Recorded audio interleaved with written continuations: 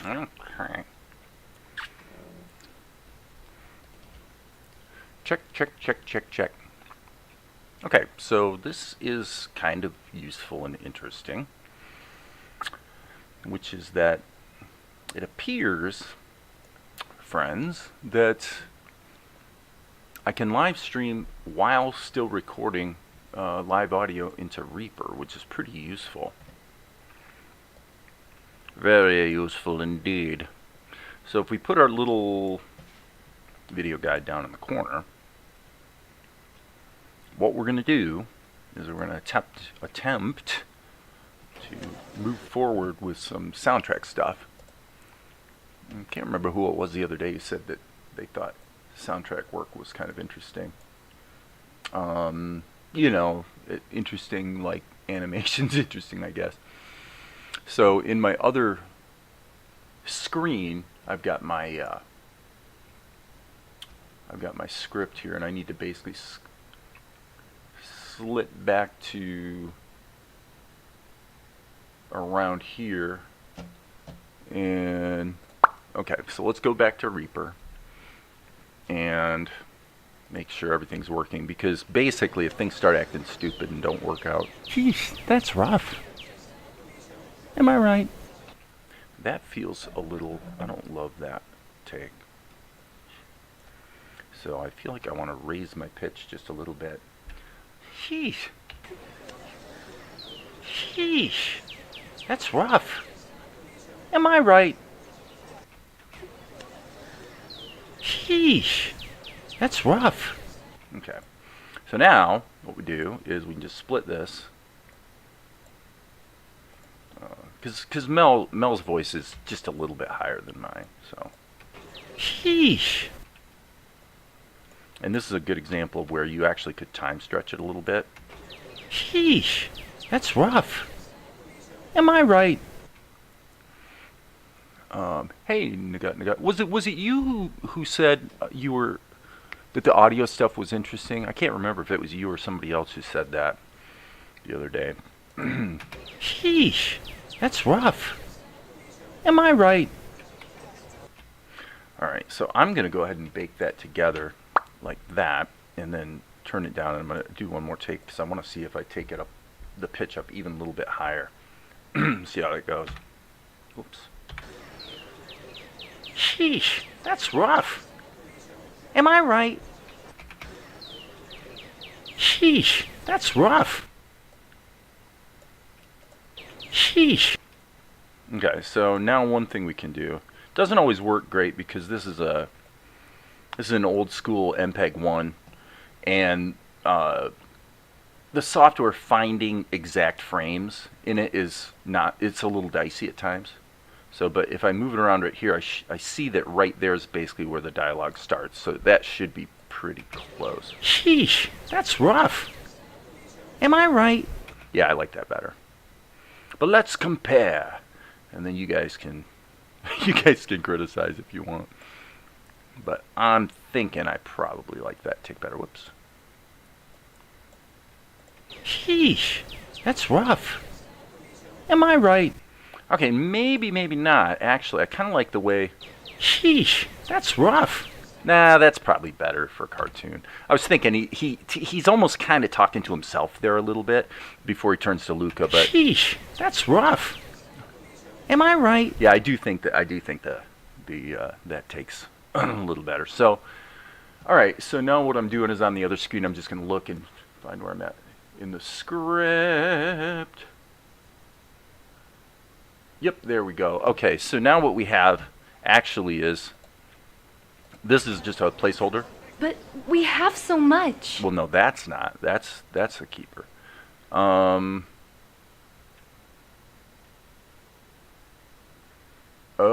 I see what happened. Okay, I got a couple things but here in the script we have that are so rearranged. much. I've heard enough. I think it's back here. Remember who you Yeah. are. So now, just so you guys know, this is Natalie, But we have so much. who is Tianara, but she also did this basically a dummy take for Carliana, which we're definitely not going to keep because it sounds really forced and fake. But it's basically a placeholder. Remember who you are, Tianara. Yeah, that doesn't. And when she did it, she was like so embarrassed. She's like, Dad, I can't, I can't get deep, with my voice. I'm like, I know that. So okay, in the script, I'm going ahead and just cutting and pasting this to rearrange the lines so that the script stays in sync with the actual edit of the show. So every once in a while that happens. Things get rearranged a bit. So, okay. Remember who you are, Tianara. So we'll definitely replay. And by the way, Maria Torres is doing she's doing a rendition of Carliana, which I think is probably going to work. I got pretty good confidence in her, and we'll see. And there's always like no promises because you might get it against the character, and like it just doesn't work. You just don't know. Remember who you are, Tianara. So keep rocking. Sheesh, that's rough. No, I like that. Am I right? That captures the attitude. He's kind of like, what's the kid in Asaka? He's kind of like Sokka, I think. His attitude, anyway, in Avatar. Sheesh, that's rough. Am I right? Okay, so things like this.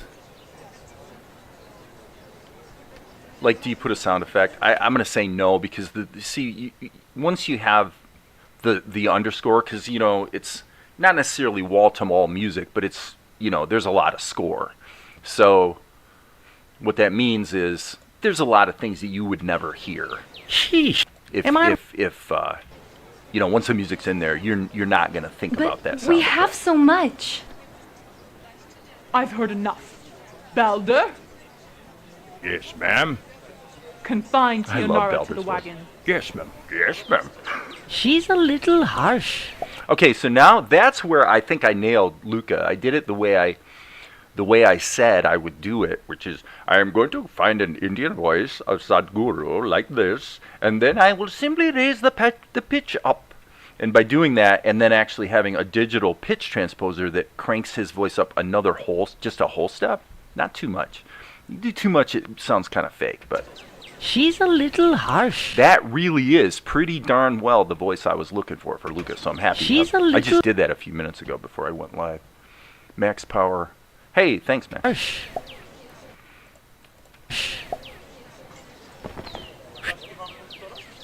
Okay, that's a little too.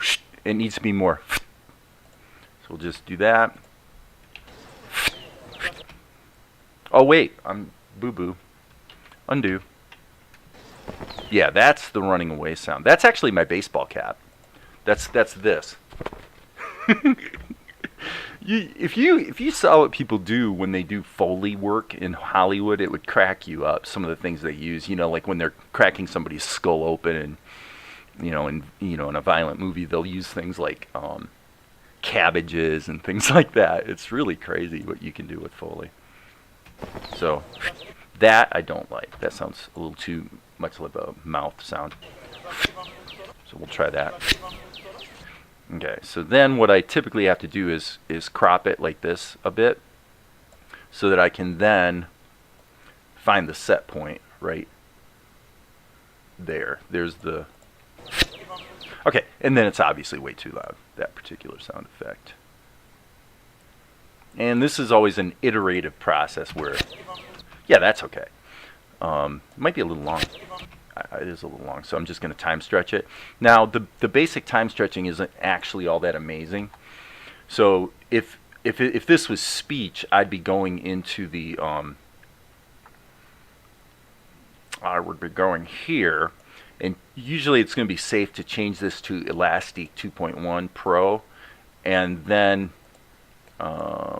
Real Soloist actually is the one I like the best. Speech setting usually is a really convincing. Like you can stretch voices quite a bit and make it work. Yep, that sounds good. Yeah, cool. Okay, so right here again, now we're back to Monkey.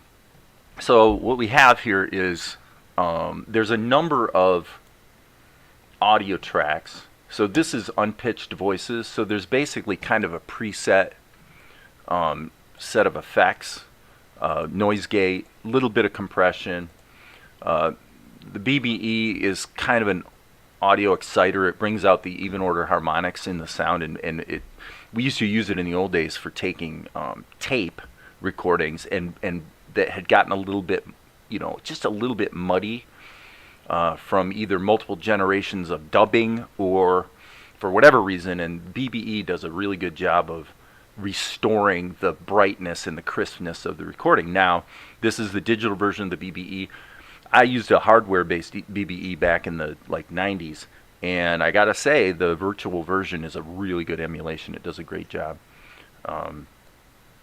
So this is this is kind of a typical setting actually. There's a little more low end being pumped into the signal because this is being recorded on a shotgun mic, which has a fairly boxy sound. A shotgun mic's gonna have a boxier sound, but it's gonna have a hotter output, and it's what you use when you're shooting a movie and you wanna be able to point the microphone at a source and have it really reject any sounds that are coming in from the sides. Okay, that's known as off-axis response. And you want to minimize that. So if we go back here, let me find some dialogue that might be suitable here. But we have so much. Now if I crank the BBE, here's what you get. But we have so much. You see how bright that gets? But we have so much. But we have so much. So you can definitely go too far with it, and you might think, well, why aren't you just using an EQ? And as I said, it's a little different than EQ. It actually enhances the even order harmonics, not the odd, and it brings out brightness without EQ. And it's if you work with it, you learn what it sounds like, and you realize that little bit of just popping a little bit more vitality in the sound works really well, and tends to be less. It really actually colors the sound less than EQ would. Yes, because EQ is acting on the entire frequency spectrum, whereas the BBE is not. It's actually being sort of selective. So, all right. Yes, ma'am. Yes, ma'am. She's a little harsh. Okay, so I think we're going to have another. Okay, right here, yeah. Let me just play with this one. I think what I'll do is I'll create a loop range. So I'm going to, and this may not work because, so I hit the Q key to loop it. And the thing is, okay, so what I was concerned about is as I said, this is a video CD format MPEG-1 file. So it's a really small, very degraded version of the show. But for working with, lots of audio tracks and stuff, it performs really well. But sometimes with MPEG, for a reason that I won't try to explain, the software can choke a bit on trying to find its place in the video. If you're trying to get it right down to the millisecond, right? But this looks like it's going to loop okay. So my question is, what about him coming into the scene? So I think maybe a little something like that would be good. So I'm going to turn the Q key off so it does not loop. And then we'll just put the sound effect in and then move it into place. Yeah, see, I totally missed it, but that's okay. So now we'll go here and just see how it feels. Okay, that's pretty low frequency. Yeah, that didn't work. So, and if this doesn't work, I just want a little bit. That didn't work either. So this is where it might get a little boring for you guys, because if it doesn't work, then I have to figure out, okay, what are we going to use to, I don't know that, I think it's a cool sound effect when he blows out of the room or whatever, leaves the scene, but I wasn't sure if it was going to work for him coming in to. Yeah, that's okay. That's okay. That feels pretty natural. I mean, again, you're going to have the score behind it. So you just want a little something, right? Just a little something so you feel, hey, Smog and Levin, it's going well. I'm working on post-production here on webisode 2. And if we get to it, I probably won't because I am kind of in the zone here with the audio. But if so, we had a great live session last night, and Ed Tadeo was here, and Al and Dan were here. And they gave me some good advice on sort of taking this animation of Golik and kind of getting a few things right. But Golik's got a pretty good bit of dialogue here, and this would be for webisode 3, actually. This is kind of right at the beginning of the 3rd webisode, but I need to come back and get number 2 done, so. Do you use no pre-made sounds from the internet? Not really, man. No. No, I mean, I do have, I tell you, what I've got is here, if I hit, I think it's Control-Alt-X. Yeah. So this folder right here is actually my sound effects folder from a movie called The Studio, which was like way back in like 2009 or 10 when I got this sort of like 6-picture deal making sort of low budget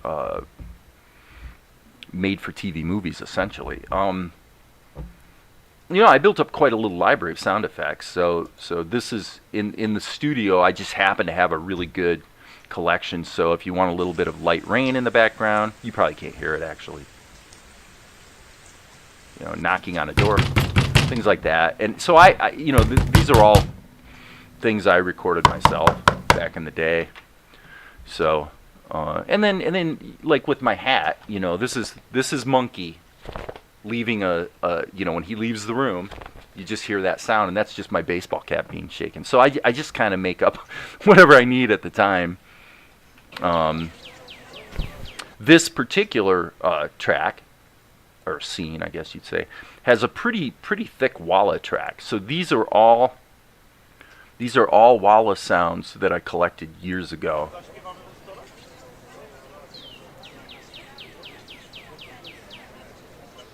The people, you can faintly hear them in the background, but that is a, I don't even know where I got that sound effect. It was probably from a sound effect library back in the, you know, it's been 15 years or something, but it's got a bunch of people just sort of quietly talking in the background, like at a party or something, and they're not speaking English either. I have no idea what language they're speaking actually.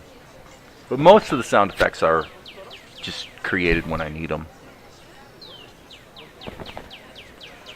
Okay, yeah, so right there we're in the same situation. So the voices, some of the tracks are specific to a character like Luka, because in addition to the normal processing, he's also got a pitch transposer to take his voice up one whole step, right? Hence, She's a little harsh. so that's me, but it's pitched up just a little bit. And then plus I'm trying to use the Indian accent, you know, like this. So, and you can only push that so far before it quits working, you know. Technically, this sound effect really should be up here. Okay, so now we're back to Monkey. And then here we've got, you know, he's got a little bit of a, and again, I'm just going to make this real subtle. You probably, it's like you can't even hear it, you just feel it. Yeah, see what I mean? Okay, so now in this case, what I'm going to do is take this and actually time stretch it a little bit. Yeah, not bad, not bad. Okay, so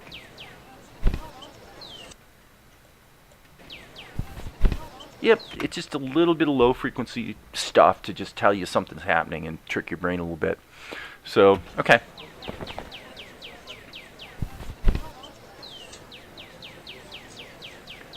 Okay, and so this guy, his voice is, well, let me see, I need to go back here to find the old man. Well, I know what his voice is, I'm very sure. Everyone. Let's see, that's Asher. Where is Mel? Hey. Okay, by the way, as long as I'm here, Hey. Cool monkey. I don't like that at all. Hey. Cool monkey. Hey. Cool monkey. Way better. Well, I was not in the right frame of mind when I first recorded that. I don't remember what was going on that day, but I knew I was going to wind Hey, cool monkey. I knew I was going to wind up redoing it. Oh, you mean him? Oh, he just follows me around. Now that's the one that... Oh, you mean... Oh, you mean him?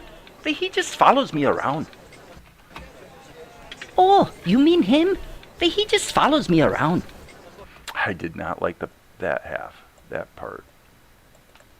Oh, you mean him? He just follows me around. That's not high enough, probably. You mean him? He just follows me around.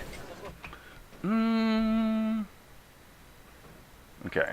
This is where it's a little challenging. Actually, doing this publicly is kind of hard. It's hard to get in the zone. So, I'm sort of like aware of people listening, kind of thing. So, what would I do if this was Sadhguru? I would say, he just sort of follows me around. Oh, you mean him? He just sort of follows me around. That's better, I think. You mean him? He just sort of follows me around.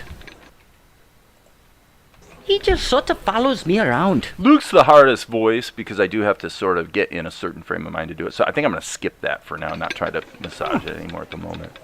Alms for the blind. Alms for the blind. So yes, for a moment there I was tempted to use too high of a voice for the old man. He's really more like this. Alms for the blind. Alms for the blind. Well, thank you, little friend. Well, thank you, little friend. Okay, so now this is something I kind of knew this was going to come up. I think... Well, thank you, little friend. I could try to do it a little quicker, or I might have to change the animation a little bit. Thank you, little friend. Thank you, little friend. It's not quite kind enough. Let's try it again. Thank you, little friend. Thank you, little friend. Yeah, there we go. There we go. So that's pretty much how it works.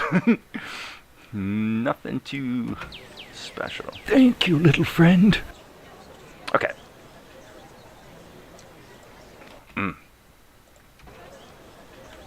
Wow. That'll work. Wow. That's a little too...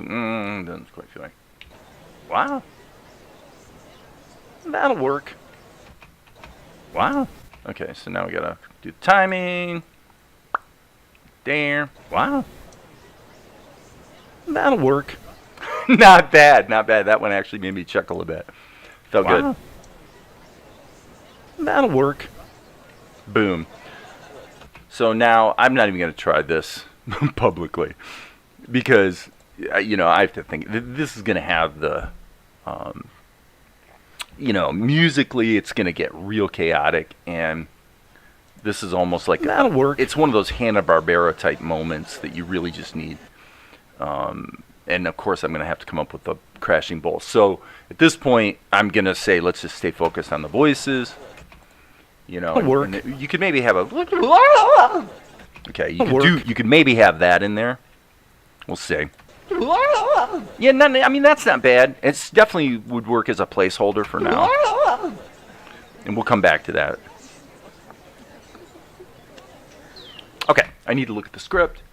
What we got here? Okay, so Asher says Melchizedek focus. My name is Asher. I've got to get in the right voice for him. Melchizedek, focus! Okay. I'm not sure I got that, but we'll see. Melchizedek, focus! I didn't like this part. Melchizedek. Let's do it again. This is what happens a lot when you're doing this kind of stuff. You wind up doing a lot of takes, and it's just this constant process of really trying to be critical of it and hear it as objectively as I can. Melchizedek, focus! Melchizedek, focus! That I didn't like. I think this is probably okay. Melchizedek, focus! Focus! Sounds a little too American or something. Melchizedek, focus! I'll... Focus! let me try it a different way completely. Melchizedek, Melchizedek, focus! Melchizedek, focus! That feels like it works with the video better. Melchizedek, focus! We'll see. I can always come back and change it later, right? So this is just, hey, Maria. Melchizedek, focus! Alright, I have no idea what Mel said. Sorry, Asher. Sorry, Asher. I'm on it. Sorry, Asher. I'm on it. Sorry, Asher. Nah, I didn't like the chuckle in there. Sorry, Asher. Sorry, Asher. I'm on it. Sorry, Asher. I'm on it. Come back to that one. And we need a sound effect, actually, for his little smile that he does. I'm on it. Like a ding kind of thing. It's probably a musical. Alright, so what's Luka doing?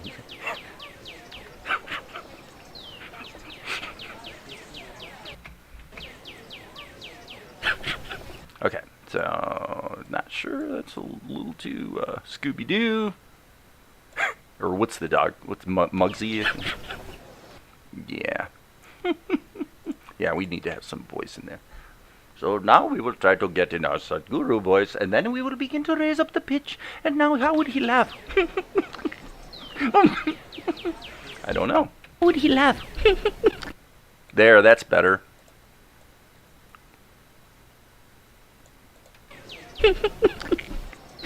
Okay, let's leave it at that for the moment, and then let's get the monkey in there. So we gotta go.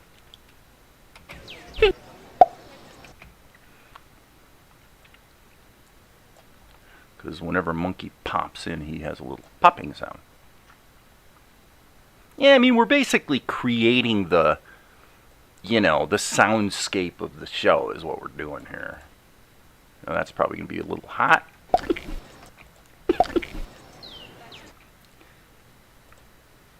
And Melchizedek says, what does he say? Yuck it up, kid? He says, oh, yep, he does.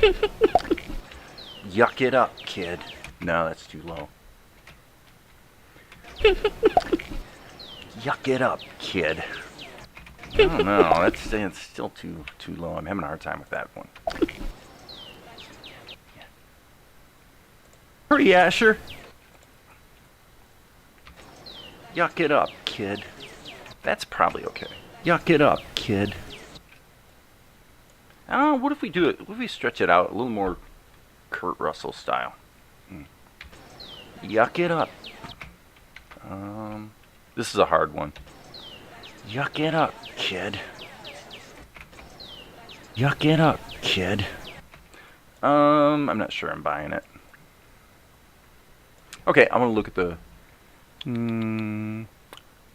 Maria says, I thought I would get the voice done today, but work intervened. Should have it by tomorrow morning. Or tomorrow evening. That's fine. No problem. The lovely and gracious Maria Torres. Sorry, Asher.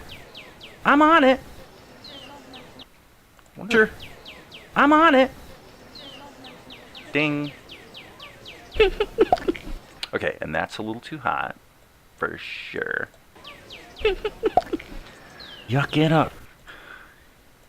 Okay, I think I know what to do now. Go on with it. Yuck it up, kid.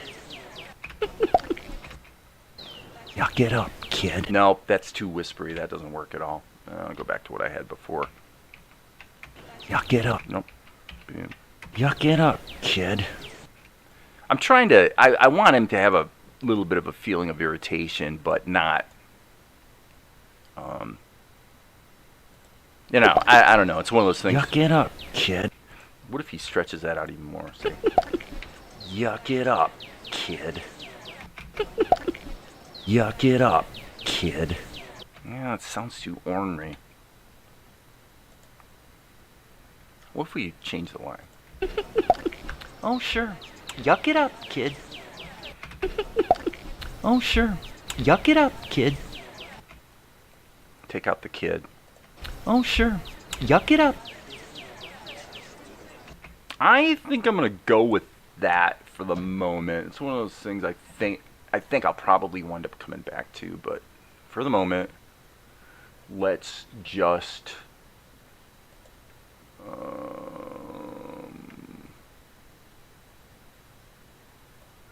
yeah, that's what I'm trying to get him to say is, oh sure, yeah, yuck it up.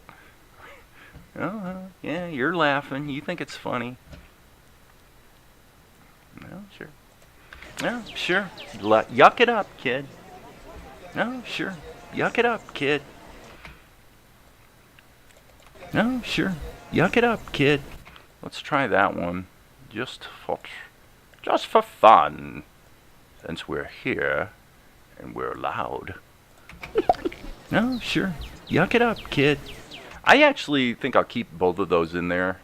And again, it's one of those things, sometimes you sort of have a concept that you think you're pretty sure is going to work, and then you get there and it's like, I don't know about it.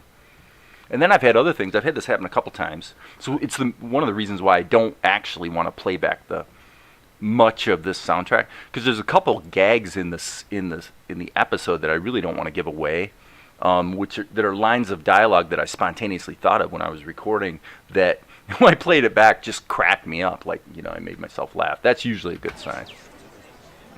So he's saying Melchizedek. Okay. Melchizedek, you have to pay attention.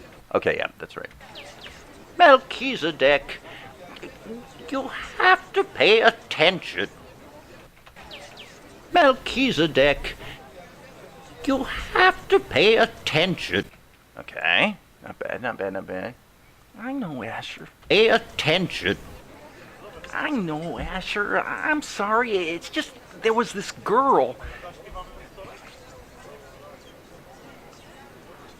Well, no, nothing like that. It's just, her mother was yelling at her, like...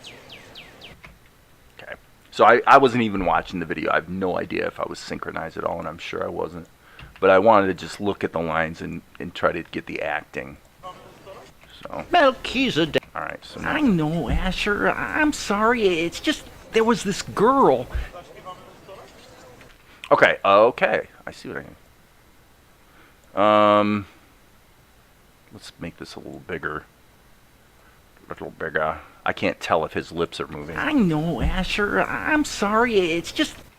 I know, Asher. Okay, so I got to break up. I'm sorry, unfortunately. Okay, so I'm going to have to do it again. I think I got the right attitude, though. So, I know, Asher. So I'm going to, in the script, I'm cutting the line in pieces so that I remember that this line has to pay attention.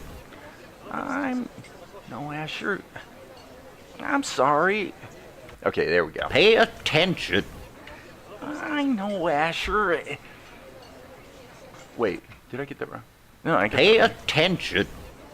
I know, Asher. No, Asher. I'm sorry. It's just there was this girl. Nah, I blew it. Now we'll keep going like this. I'm sorry. It's just there was this girl. Well, no, nothing like that. Okay, so we're close. It's just there was this girl. That didn't quite work. I'm sorry. It's just tension. I know, Asher. Okay, unfortunately the vocalizations there at the end don't quite work. Asher. I'm sorry. I want to redo it. Like I said, this happens a lot.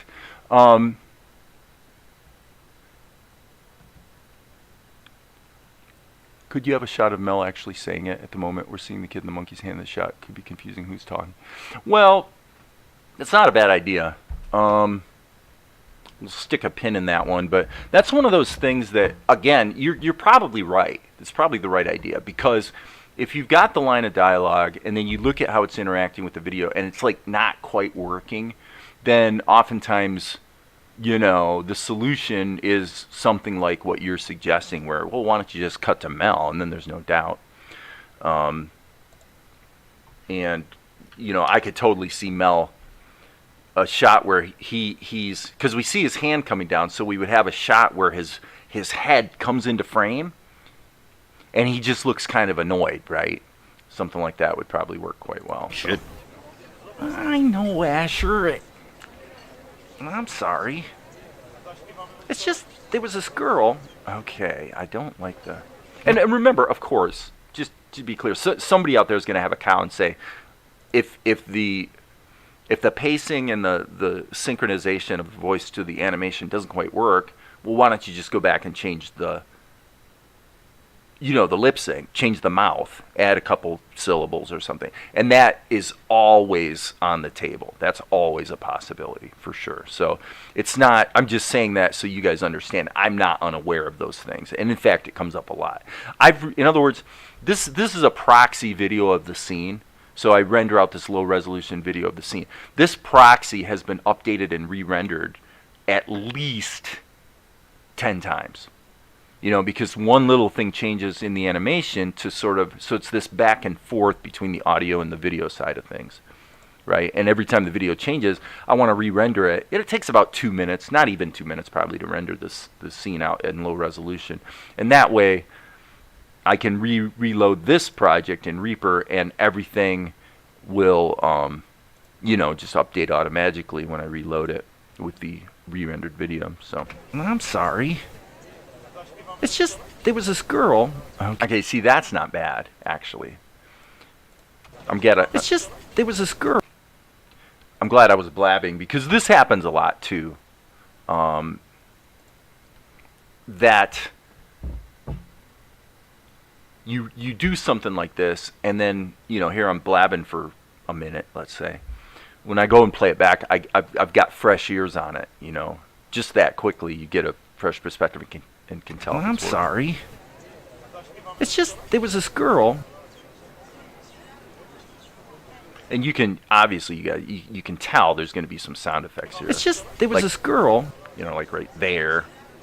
The music, but it's really important. This is why I like wall-to-wall scoring. Not just because it's fun to do, but it really helps to punctuate the emotion and all the rest. So let's see what he got. Well, no, nothing like that. That was actually a really good take. This little, whatever the heck I did worked. Well, no, nothing like that. Okay, we just got to close up this gap a little bit. That's hilarious. Well, no, nothing like that. I like it. So.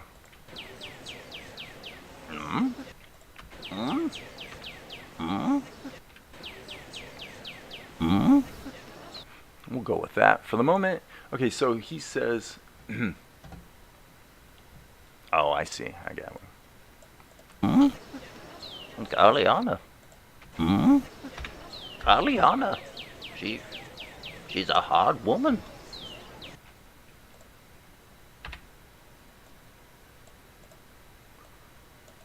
Carliana. Carliana. I don't like that at all. Carliana. Carliana. Carliana. She's a hard woman. She's a hard woman. That's not timed very well at all.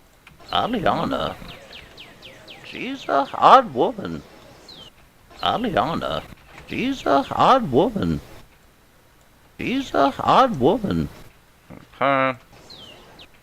Let me scroll upward in my script. I may have to take a break here and go make myself my evening martini. We'll see. Okay, so he says, wait, what? You know her? Wait, what? You know her? Of course. Of course. She owns land in the north. Where the rain still falls? Okay. Of course. Her? Of course. She owns land in the north. Oh boy, did I get the timing on that. You know her? Of course.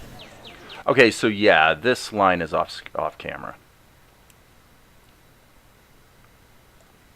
I think I want to make that a little bit more peppy. So I have to get into the frame of Asher before I do it. You know her? Of course. She owns land in the north. There we go. Know her? Of course. She owns land in the north. Of course. She owns land in the north. Where the rain still falls? The nothing like that. Oh yeah, thank you, Maria. Had to figure out what you were saying. Land in the there for a north. second. Where the rain still. Where the rain still falls. Okay, so obviously that's way out of time. Where the rain still falls. And I don't like that at all. I gotta really look at his attitude for a minute. Land in the north. Where the rain still. Okay, yeah, that's Land better. in the north. Where the rain still falls. Where the rain still falls. And still falls. That's right. She's selling her crops at a steep price, I expect. Not bad, not bad. I almost think I kind of maybe nailed that one. That's right. She's selling her crops. She's selling her crops at a steep price, I expect. Okay, either need to revoice this or time stretch it. So I'm gonna go ahead and give it a little bit of a. She's selling her crops. Let's do that again. She's selling her crops at a steep price, I expect. She's selling her crops. I didn't like that. So now I have to get back into the voice of Asher again. Sometimes this is what I have to do. I have to pretend to be the character so I can find the voice. That's right. She's selling her crops at a steep price, I expect. That felt better. Yeah, when I forget about you guys and I forget about trying to sync to the video, just look at the script and really try to, perform it. I think I'd do a better job, frankly. That's right. She's selling her crops. That's right. Okay, so she's probably going to be about there. She's selling her crops at a steep price, I expect. Okay, again, probably we should just change the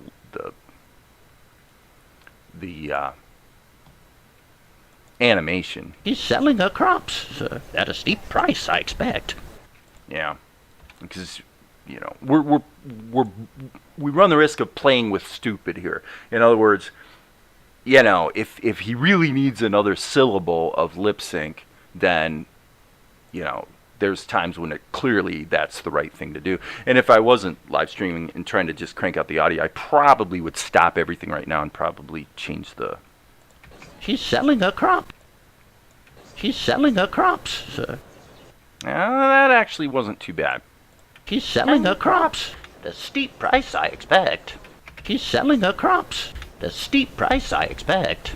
Yeah, see, that's not too bad. I think I might have got a pop in there, though. I expect. No, I guess we're okay. Price, I expect. Okay.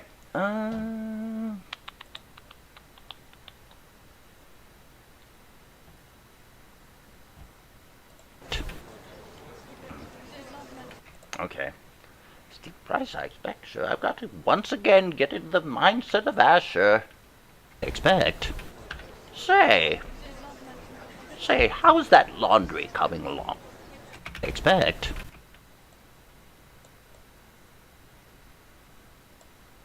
Say, how's that laundry coming along?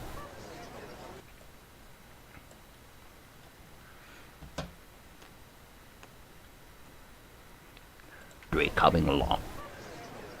I might have kind of forgot the laundry.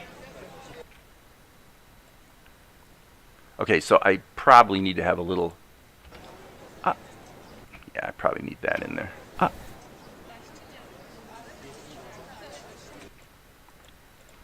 I might have kind of... Probably sneak that back just a little more.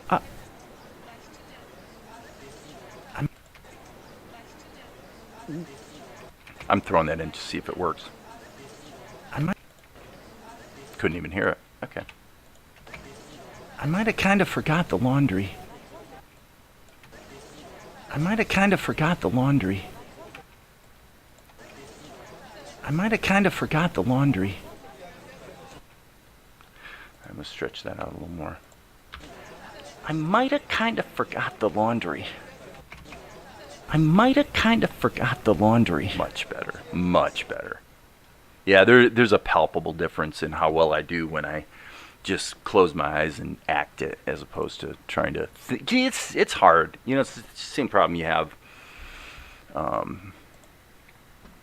You know, the challenge you run into perennially when you're directing a film is that there are so many things that you're paying attention to at the same time. Like, you know, you're watching what the actor's doing. In my case, of course, when I've shot films, I'm the cinematographer too. So I'm literally, it's amazing. You guys would be blown away by how intense it can be. Not in a negative sense, but for me personally, for the part of what I try to do is actually make it a very relaxing and fun experience for everybody else. But the way I do that is I'm thinking about, you know, I'm keeping an eye on the script. I'm thinking about the lighting. I'm thinking about the microphone. I'm thinking about the performance, thinking about the camera. So this is a more muted version of that because I'm thinking about the synchronization. I'm thinking about how the video feels. So you Say, how's that laundry coming along? So what I'm saying is that if all you have to do is focus on the acting performance, it's kind of easy by comparison. I want to make that a little higher pitch.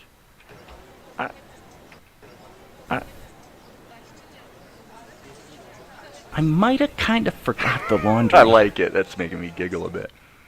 Okay. So... Okay. And your studies, too. Are you ready for your test? Okay. And your studies, too. Are you ready for your test? And your studies, too. Boy, I don't know what the heck I was thinking on the lip sync here. And your studies, too. Are you ready for your test? Okay, let me do that one again. And your studies, too. Are you ready for your test? And your studies, too. Are you ready for your test?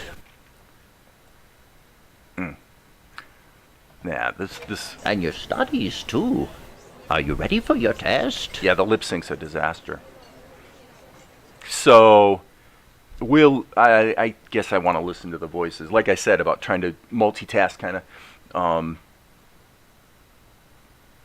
you know, you got a little conflict here. So I'm just trying to make you guys understand what the experience is like here. You know, we have a little bit of a synchronization problem where I'm thinking about the voiceover. The animation of the mouth. Okay, so the lip sync, let's call it that.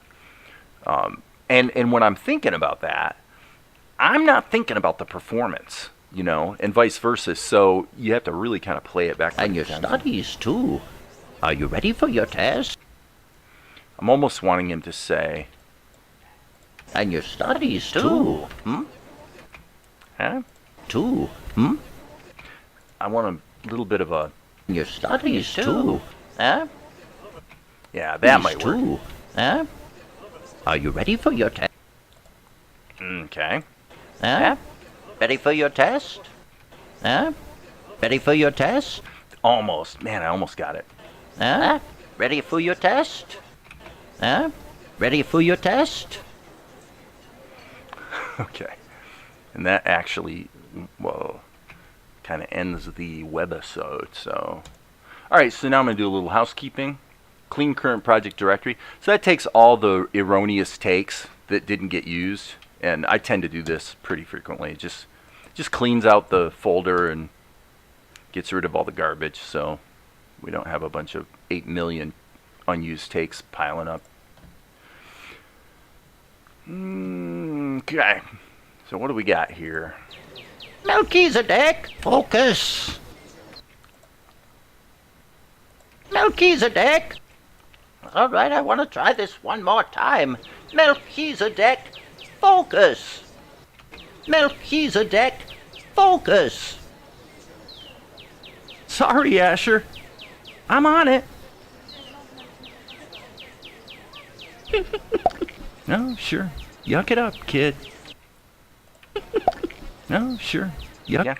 I want to try this part again. No, sure. Yuck it up, kid. No, sure. Yuck it up, kid. Maybe. Okay, and so Nagut's idea, we'll come back to that, but I think yuck it up, kid. Melchizedek, you have to pay attention. I know, Asher. I'm sorry. It's just, there was this girl. Okay, right. It's just, there was this girl.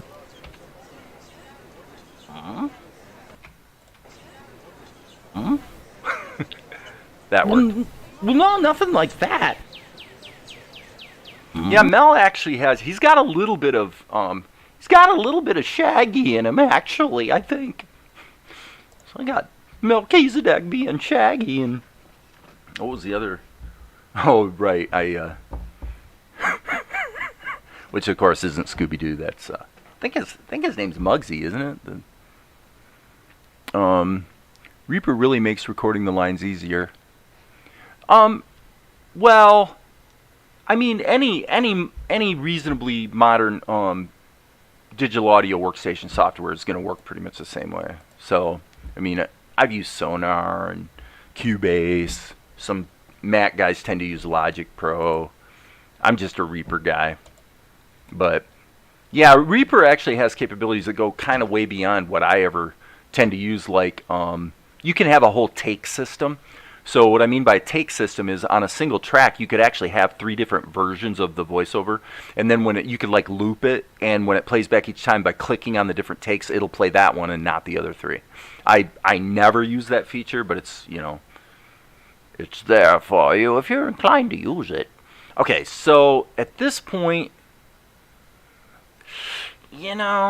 gosh, I guess one thing I wanted to check is we've got this track called Reverb Effects, which I don't think I'm going to be using like at all in this. Yeah, this is like movie trailer type effects. Now that one that's got an actual note in it definitely needs to go. Let's just take that out. Yeah, this stuff, I guess we'll just leave it muted. So the thing I want to look at is I want to look at the music situation.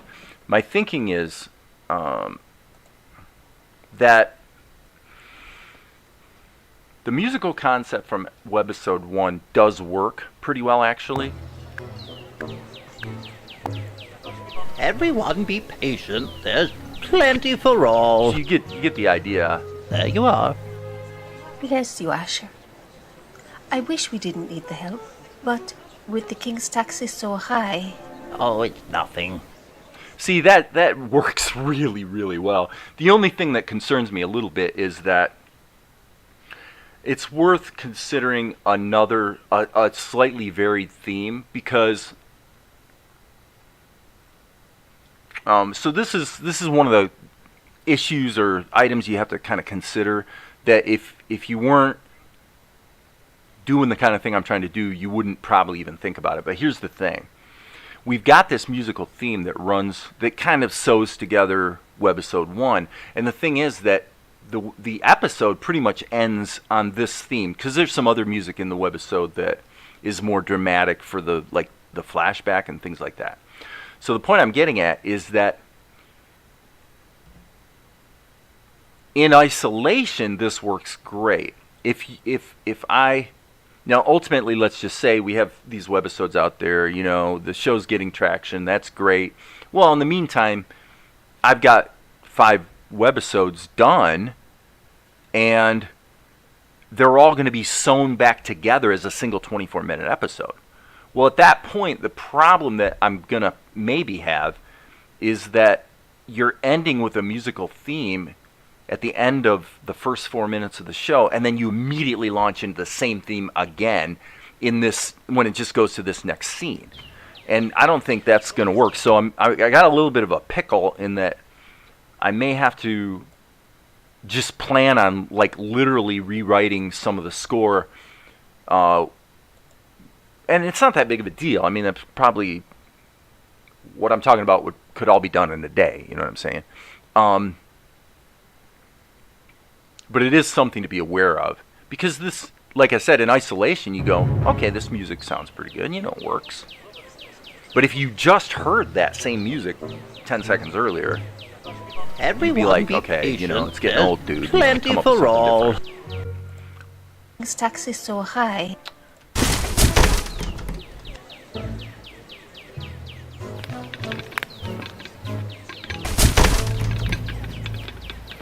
That low note definitely doesn't work there.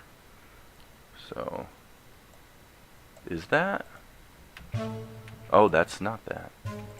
Where is it? It must be here. It's in the contrabass. Yeah, right. You know, there's no villains around the corner.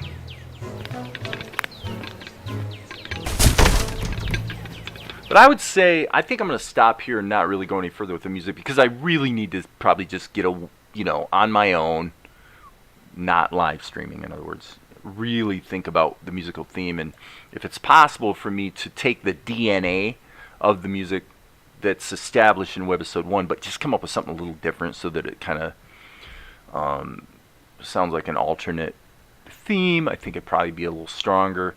And plus, I only left this in here really just to see what would happen, because this is like unchanged, literally the same music that was in Webisode 1. It's surprising how well it works.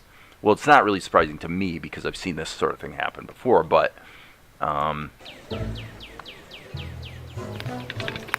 yeah, I'm thinking maybe I want to come up with something a little different. And there's no way that's going to happen like here.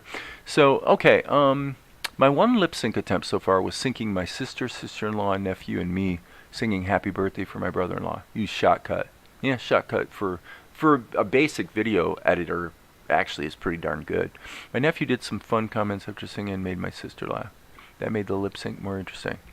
So you're talking about actually putting the voices on something you animated, I assume is what you mean. Well, it looks like Quinn Hudson, the robot, is here, so that's great.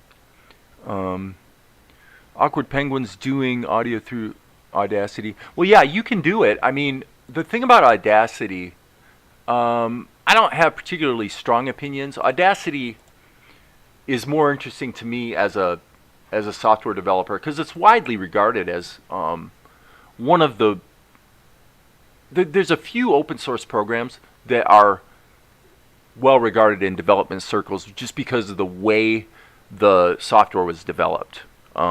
Just good practices that have facilitated the group development of software. I don't think that Tahoma is that. Okay, so in other words, hence, the Tahoma culture is, most of the changes that happen are pretty much one guy. You know what I mean? And anyway, I mean, it's all neither here nor there. But my point with Audacity, getting back to the actual, like audio music kind of thing, is that you can. I wonder if this will actually work. Check, check, check, check. It does seem to work. So with Audacity, you certainly, let me see here. I don't use it for multitracking, but I believe, let's go here and see what this does. I'm not sure, how do you create a new track in Audacity? Because I know you can do multitracking, and the thing about Audacity, for me, really the only thing about Audacity that's interesting for me as a tool is pulse stretch, because this, and this is why I bring it up, is for what you're doing, Awkward Penguin, this might actually be useful, is that there, pulse stretch, that is an amazingly good time stretch algorithm. And the reason it's really super useful is that with pulse stretch, usually with time stretching, it falls apart when you stretch a lot more than it falls apart when you compress or in other words, if you take your voiceover, let's say, and you shorten it, you can kind of get away with murder. You could shorten it down to like 30% of the original time, and it's still going to sound good. When you stretch, the software has to basically create simulated audio that allows it to lengthen. And so what happens is it's going to degrade sonically a lot quicker when you stretch. So pulse stretch is probably best of breed. I mean, it's like as good as it gets. So what you can do is, if you needed to stretch something a lot, and by the way, so Reaper's free to use. So if you want to try Reaper, you can just go download it right now. And, Justin Frankel does want a $60 registration fee, but it just gives you a nag screen when you run it, right? And so here's what I'm getting at, Awkward Penguin. What you would do is, if you had a take that you needed to make longer, and the standard time stretching in Reaper, which is quite good, but it's starting to fall apart or break apart, and maybe you don't have a situation where you can re-record it because it's somebody else's voice, let's say. What I would do is I would use pulse stretch in Audacity to stretch it out to like 3 times the original length, and then bring the stretched one into Reaper and then stretch it down. So I would actually stretch it out with pulse stretch and then back down. So if you think of the length of the original recording as being 1, and then you stretch it with pulse stretch, so you stretch it to 3, and what you needed to do is get to 2. It's your mileage might vary, but what you might find is that stretching it to 3 with pulse stretch and then back to 2 in Reaper will sound better than stretching it from 1 to 2 directly in Reaper. So that's just, it's an obscure use case, but when you need it, it's invaluable. And the other thing, Awkward Penguin, as long as I'm thinking about it, that is going to be quite useful for you probably here in Audacity is the noise reduction. So you can put something in the chat and tell me if you already know this, so I'm not like wasting everybody's time. But the way noise reduction works in software nowadays is, what it does is you just record something, and by the way, Maria, as long as I'm thinking about it, the recording you sent me did not sound like it was recorded on a phone, but maybe. And the reason I say that is that usually phones have what's called an omnidirectional microphone. So that means if this little window here was the microphone, it can hear all around. Whereas a studio microphone typically is unidirectional, meaning it can only hear from this side. So if you talk into one side of it, it picks up really good audio, but it doesn't pick up from the sides, and it doesn't pick up at all from behind. And the reason that's important is, what happens is, if you record on a phone, typically no matter what you do, even if you get real close to it, you can't get rid of the room sound because the microphone is picking up all around itself. Make sense? Okay, so I was just curious what you're using, Maria, to do the recording. Are you using a regular microphone? You did use a phone. Okay, so I thought maybe, from the sound of it, I will tell you that for audio recorded from a phone, it was pretty good. It's not that the microphones built into phones nowadays aren't good microphones. They're actually very good microphones. The problem is they tend to be omnidirectional, so that they pick up the room because they're picking up the sound from all directions, not just the direction of your voice, right? So it's just something to be aware of. Anyway, but go ahead and do it that way, Maria. Because what you did, I was able to make it sit in the mix fine. And if it becomes a problem, we'll deal with that. But keep going the way that you have the equipment to do at this point, and don't worry about it, because we're making it work so far. So, and I only bring that up because that is something that could become a thing later. If you have more lines, we might be like, okay, do I need to like set you up with a microphone, because I would do that, you know. I mean, I can probably, geez, nowadays digital USB microphones are cheap, and I mean, in fact, you know what? Let me finish my point here for Awkward Penguin, because this is kind of important. It's one of the more important things. Okay, so what you do is you record your audio and you say, well, my room, or, you know, I've got my computer fan running. For whatever reason, I hear noise. So what you do is you go in and you make a selection of just where it's background noise. Okay? Just background noise. And then you do what's called getting a noise profile. So what the software just did was it looked at the noise in the background and it analyzed the frequency content of that sample. So now, if I take the entire selection with the voice included and run noise reduction, what we're going to do when I just click OK, it's already got the noise profile in memory because I just did it. So the noise profile is always going to be somewhere where there isn't talking. And then what you do is you run the noise reduction, and you probably can't see it, but it just got really quiet. And what that does is it digitally subtracts the sonic footprint of the background noise from the voices itself. Okay, so which gives you, let's just see, check, check, check, check. It does seem to work. So so that cleaned it up really, really well. Now let me hit undo, and the danger with noise reduction, we'll just say, let's just go to effect, noise reduction. If you guys can remember what it sounds like when you had an MP3 that was too low a quality back in the day. Okay, a low quality MP3. If you try to reduce the noise too much, you tend to get that sound. Now we'll see. Check, check, check, check. I gotta say, this noise reduction is really quality. It's really good. So, yeah, that's actually pretty impressive. So, I mean, I just added 48 dB of noise reduction, and I'm not hearing artifacting. That's amazing. So, you know, for the average guy on the street, Audacity is a really good program. Really good program. Yeah, what you have to get your noise profile from the background ambience, just the ambient sound. In Reaper, you can do the same thing, but it kind of looks a lot more complicated because, I'm not even going to show it because it uses what's called an FFT filter in subtractive mode, which means it, again, does the same thing. It analyzes the frequency content and then subtracts that from the voice.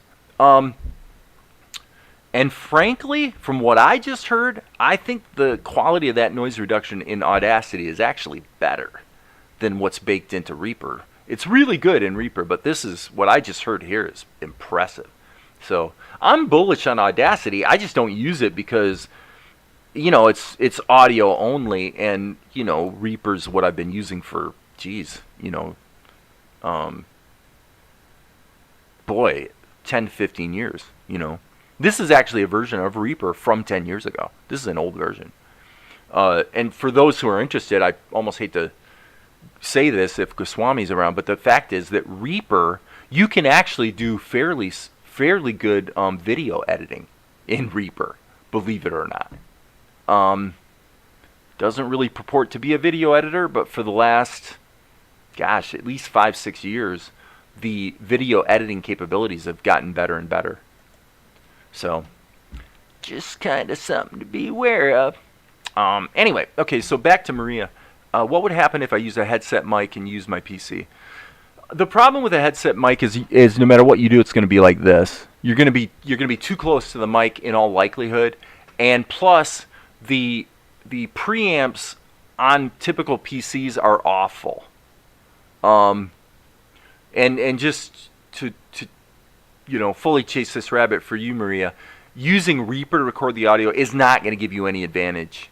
It really, in terms of doing voice acting or, you know, that type of recording, you're going to not really get much benefit from, it doesn't matter what software you use, frankly, because the problem isn't the software. The problem will be the preamps in the computer that tend to be noisy. So most people, if they plug in a headset mic, they're going to find that the level is kind of low.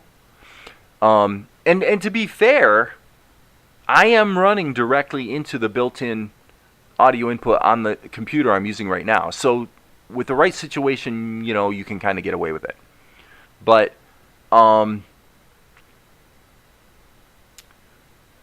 what you're getting with your phone is probably going to be a better quality, cleaner audio than what you're going to get messing around with the headset phone and the computer, because you're going to probably introduce noise. It's not for sure, but you're probably going to introduce noise, and then you're probably also going to have difficulty getting a good quality audio with the headset mic compared to what your phone's going to give you. The problem with the phone, as I said, is that it's probably not a unidirectional mic. You know, and so anyway, let me look here. I'm going to actually take a moment here. If you guys can believe this, I want to just look something up here on the other screen. So you guys, if you'll bear with me, I guess I will loop my animation of Golek while I look this up. That was the wrong tab. That's not what I wanted. Okay.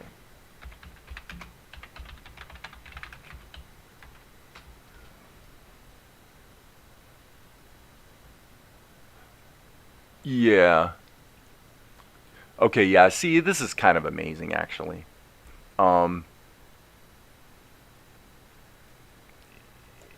You're talking. Frankly, Maria, it would cost me. I suspect. I mean, this is pretty widely reviewed. You know, I would just buy you one of these. I mean, go ahead and send me what you're going to do. But if we run into a problem where we need to get the quality of the audio up, I'll just buy you one of these and send it to you. $34. I mean, and I'll bet you it sounds great. It's like a podcasting microphone. So I'm just telling you that right now. No problem. I would do that in a heartbeat and not even think about it. But and then you'd have a nice microphone and you know, I expect we're probably going to be doing more of this in the future, and because you know, you did a great job, and what can I say? So anyway, we'll cross that bridge when we come to it. I'd say go ahead and rock and roll with what you're doing, and then we'll see if we need to. You know, I've pissed away $35 in a lot of ways over the years, and it would be well worth setting you up with a good microphone so you can do more. And plus, then you could do more of this kind of stuff, and you're not having to go and, you know, spend the money on a microphone when blah blah blah. You get it. So anyway, I think probably the next place to go here would be to, let's close Reaper. I think I'm done with the voiceovers, and let's look at getting the color done on Golek. So what I need to do here is, how are we doing on time? Yeah, almost. Yeah, well, the thing about microphones is with the advances in let's just, to put it simply, let's just say with the advances in technology, really, really good quality microphones today just don't cost that much to make. I mean, most of them are coming from China. I think that's probably axiomatic. You know, which, who cares? I mean, some people care about that and some people don't. But what we could get 20 years ago, you know, it's amazing the quality for the price points nowadays. And with the USB solution, the thing about it is, the likelihood is you could literally plug it into your laptop and it would just work. You probably don't even have to install a driver or anything, because the Windows API uses a standard interface for USB-based audio. So now you're talking about the USB port actually powers the microphone, so it's a condenser mic. So that means it's going to be a really sensitive, well, see, I'm getting into language people here probably won't understand, but basically with microphones, one of the things you care about a lot is transient response. So the reason, like an SM58 microphone, which is a very widely regarded microphone for like live rock and roll gigging, is you can scream into the darn thing and you're not going to gonna distort or break up, or you're not gonna harm the microphone with loud noise. Whereas with a condenser microphone, potentially you can, but you get that in exchange for the actual diaphragm that's stimulated to move when it hears audio is way, way, way more sensitive with a condenser mic. So you're going to get... So my point is that the technology's evolved in such a way that it's become cheaper to create what used to be the better type of microphone, which is a condenser mic. So I am not using it. Well, actually I am. This microphone is what's called an electret condenser. And it does have a little bit of a boxy sound because it's a shotgun mic. And a shotgun mic is one of those long, narrow microphones that picks up sound in front of it really well, but completely cuts off sound. Like okay, so now I'm sideways from the microphone. This is the difference between being sideways versus being in front of it. So you guys probably could hear that. It does really, really good what's called off-axis rejection of sound. And that's why we use them on movie sets, is because you can point them at somebody who's like 5-6 feet away and still get a pretty good sound without picking up all the ambient noise around the microphone. So this is probably all very boring for you guys, I'm sure. But when you're doing the kind of stuff I do, you sort of have to know about it, right? So you can solve the problem at hand. So what I'm going to do here is turn the background off, I think. And then I'm going to turn this old legacy Golec on so that I can... What I'm doing is I'm in the new layer that I just animated yesterday. I animated it last night, the pencil test, and then I inked it today, not online. So what I'm wanting to do now is, even though I'm in this layer, I'm sampling the colors off of this layer. So I'm stealing the colors from an earlier take of Golec, just so I'm, making sure I'm matching my colors. So hopefully that makes sense.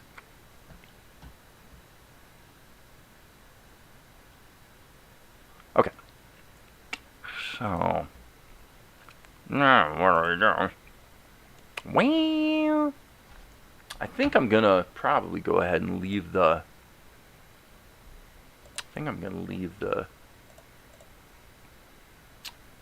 Well, see, this mustache, or this goatee is... We'll come back to the goatee. We'll come back to the goatee. Okay, we appear to have quite a few leaks.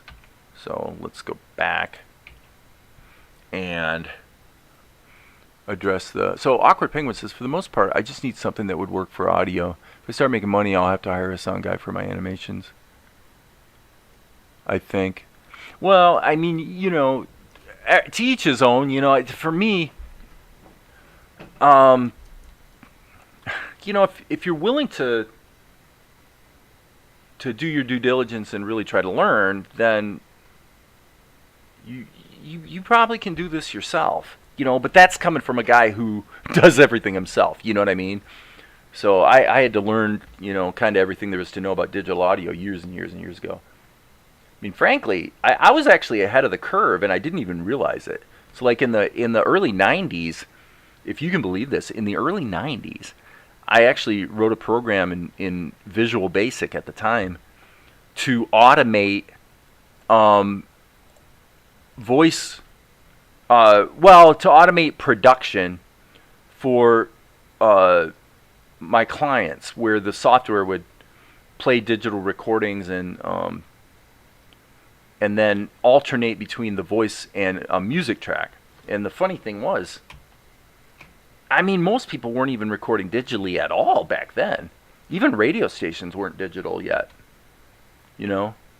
But I was, and it was I was just trying to solve the problem that I had. I didn't know any better, right?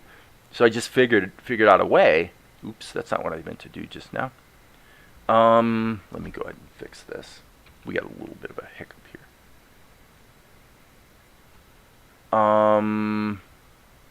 Selective, ink, and we don't want to be in segment mode, no wonder. So Sorry. But yeah, I found the same thing. The same thing happened around 2008 or 9 when I made my first film. I didn't know that it was impossible. So I was trying to figure out a way to turn interlaced 60 frames per second video, basically video that looked like videotape as opposed to video that looked like film. It was a real challenge to say, well, how do you take something that looks like videotape and actually make it look like film? And I figured it out. Tried a bunch of different ways, and then, you know, about 2 years later, all of the 24p DSLRs came out, right? So then it was easy. Now everybody can make it look like film, you know, theoretically. Obviously, there's other things than just the video format, such as lighting, you know, and that sort of thing. But yeah, you just freaking do what you got to do to solve the problem that's presented itself. I'm just saying, I've had a few situations in my life where I solved a media technology problem about 2 years before the whole rest of the industry had the tools available so everybody could do it. That's happened a few times for me. Don't ask me why. I mean, it's just one of those things, you know. B. Now, technically, we're kind of in that same boat here compared to, I mean, over in Japan, it's only now, I think I'm correct in saying this, that it's really only now that you're seeing the really widespread adoption of digital techniques for the generation of, you know, your pencil test animation and, you know, the actual stuff the guys are drawing. Obviously, CGI and stuff's been part of it for a long time, but they were quite resistant to adopting tools like Clip Studio Paint or whatever over there. But I think it's changing now, and it's probably going to change fast. Now, I could be wrong. Maybe I don't know as much as I think I do. But when it comes to sound, I have a tough time hearing what everyone else is hearing. Do have some hearing issues.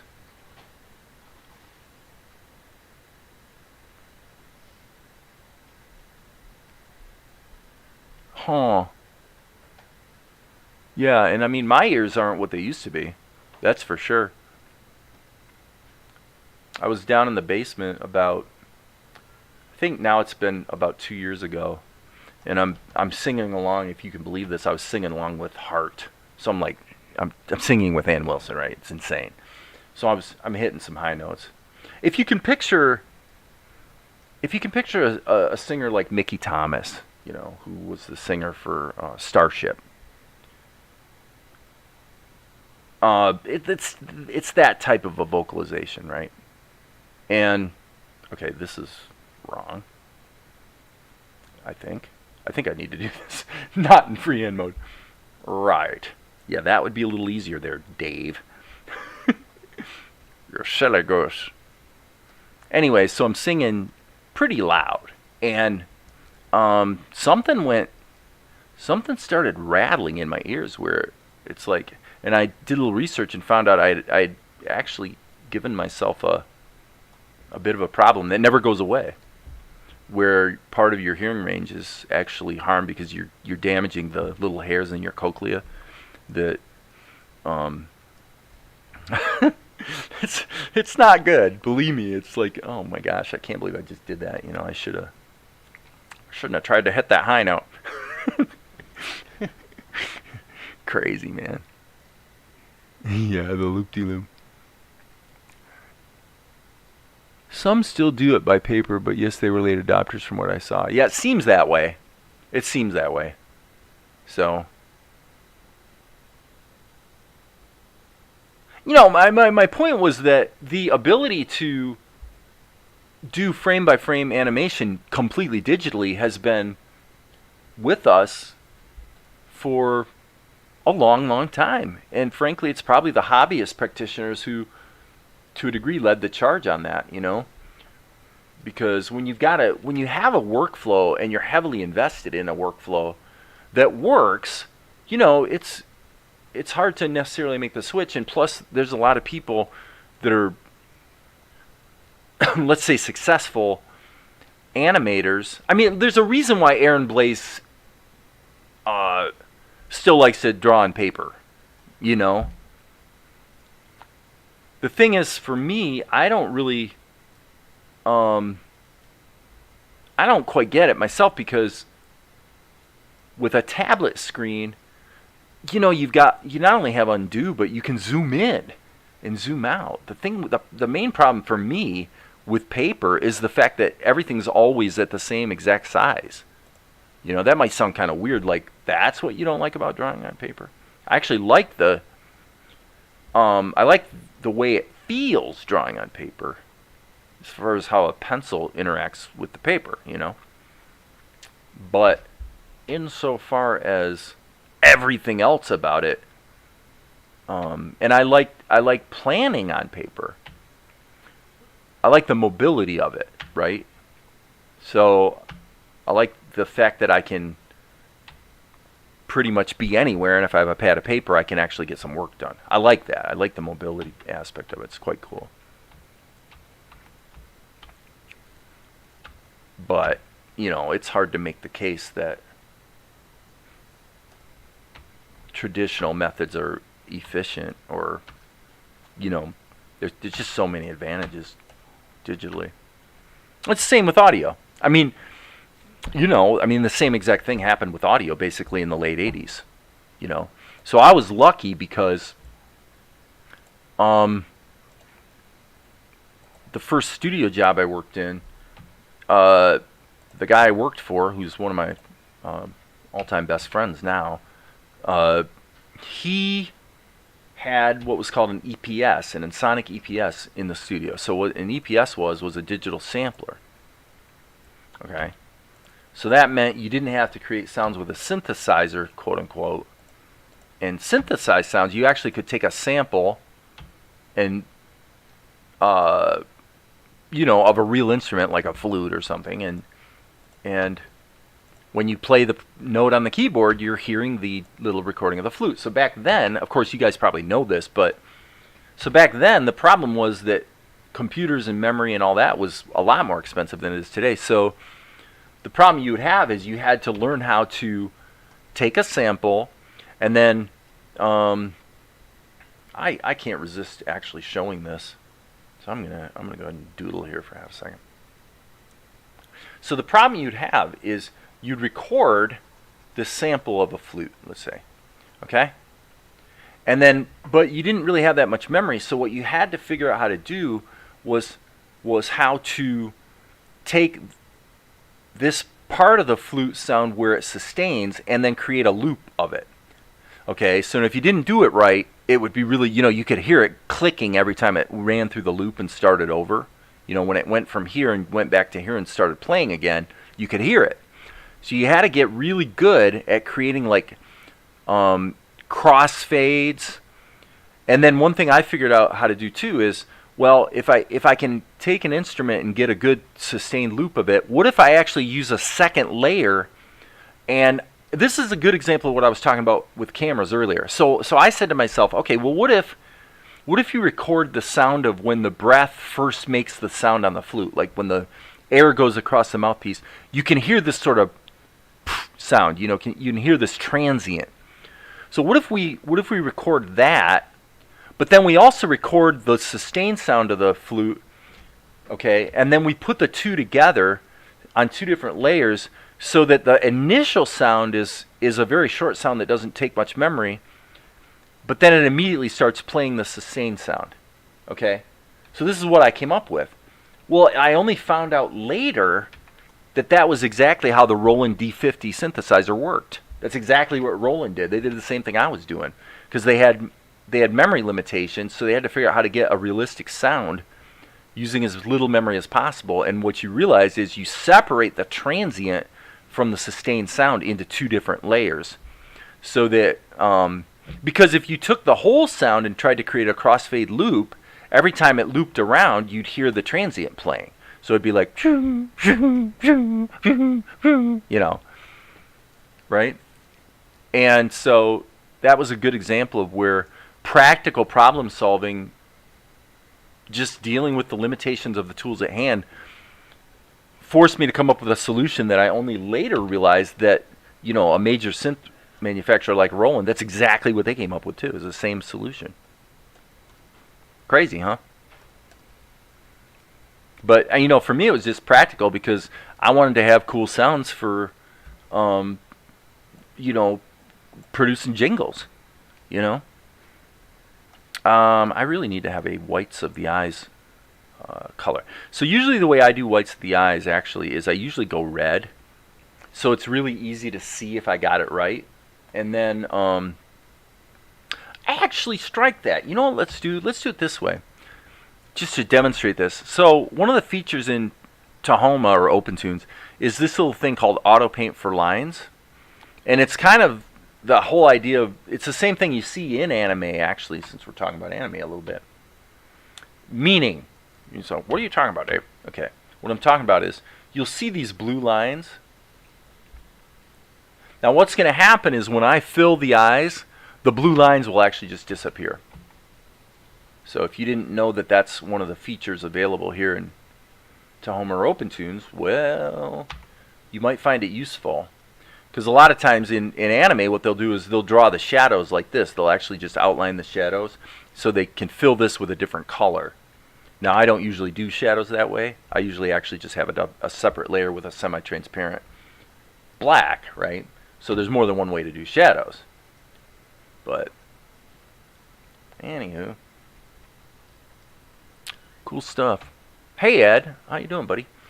So I took your advice last night, and those last couple frames I did redraw them, just so you know. So I think that's, let's see, I did the ink offline today. So I think what I wound up with, yeah, see, I redo it, just like you told me to. So Let it never be said that I don't listen to the masters when they tell me what to do. actually, I don't always listen. Sometimes I say, well, you know, that's good advice, but I'm going to maybe do it my own way this time. But, so I don't know what got me talking about samplers, but the thing is, if you download Reaper, just for those of you who may be interested in this, if you download Reaper and go that direction, Reaper has a built-in plugin it's a somewhat rudimentary digital sampler, but it's a sampler plugin. So that you could actually sample your own sounds. And what it does is, it's actually kind of cool because you can, I'll demonstrate this, because this is actually a very cool thing. I don't have a keyboard plugged in right now, so I can't really demonstrate it exactly. But let's pull this up. And for some aspects of sound design, this actually could become kind of important. Okay, so what Reaper will do is, if I were to plug in the Resamplomatic, which is what they call it. This is actually kind of innovative. But if I have Resamplomatic plugged in, it will actually import an item from the arrangement. So I can actually do sound design here and create a cool sound that I want to use and play it with a keyboard.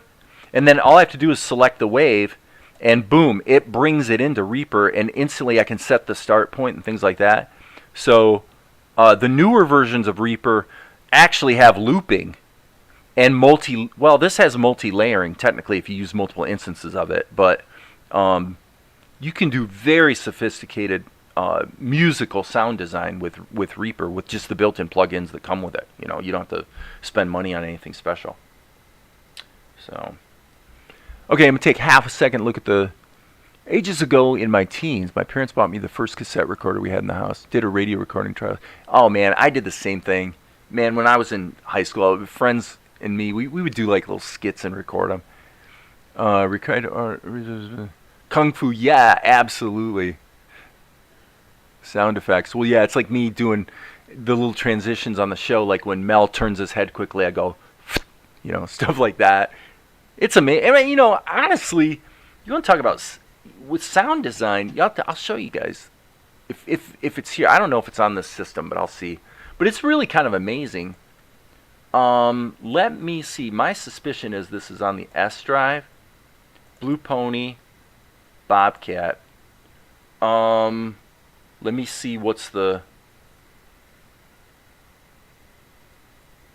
Sort these by date modified.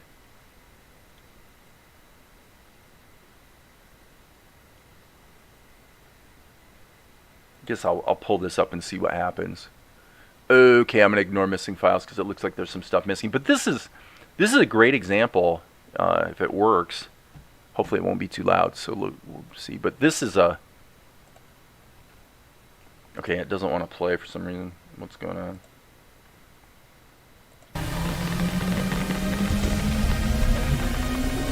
So hear that crackly sound? That's a bowl of lentils, where I dropped lentils in a bowl. Hear that sound? That's just my voice in a microphone with a ton of reverb.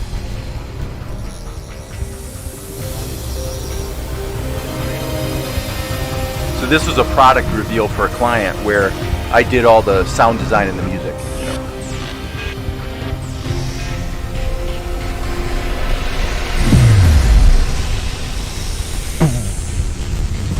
You just do that into a microphone, you get that sound. Isn't that crazy?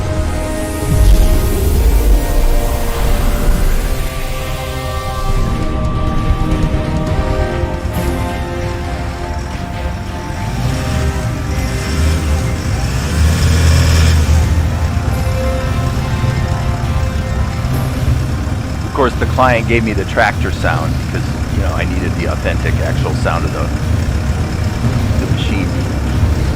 This might be awful loud. I'll turn it down a little bit.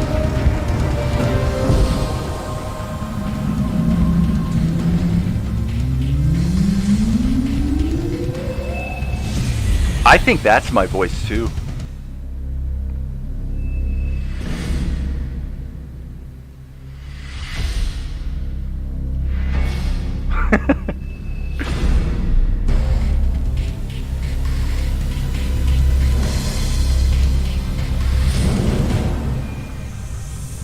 So let's say this right here, I keep hitting play and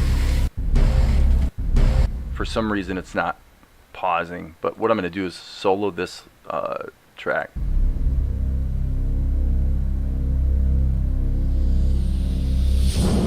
I think that might be voice, so I'm going to turn all the effects off. See that? That's just me in a microphone. I just went like that. When you put the effects on it, isn't that crazy? So that's what I'm talking about. You know, if you're determined to find a way and you're creative, you can do this stuff. You know, you can create cool sounding stuff, and that's all just voice. And well, I mean, the music isn't obviously, but there's a shocking amount of sound effects in that piece that are all just me blabbing into a mic, making noises. Just like that.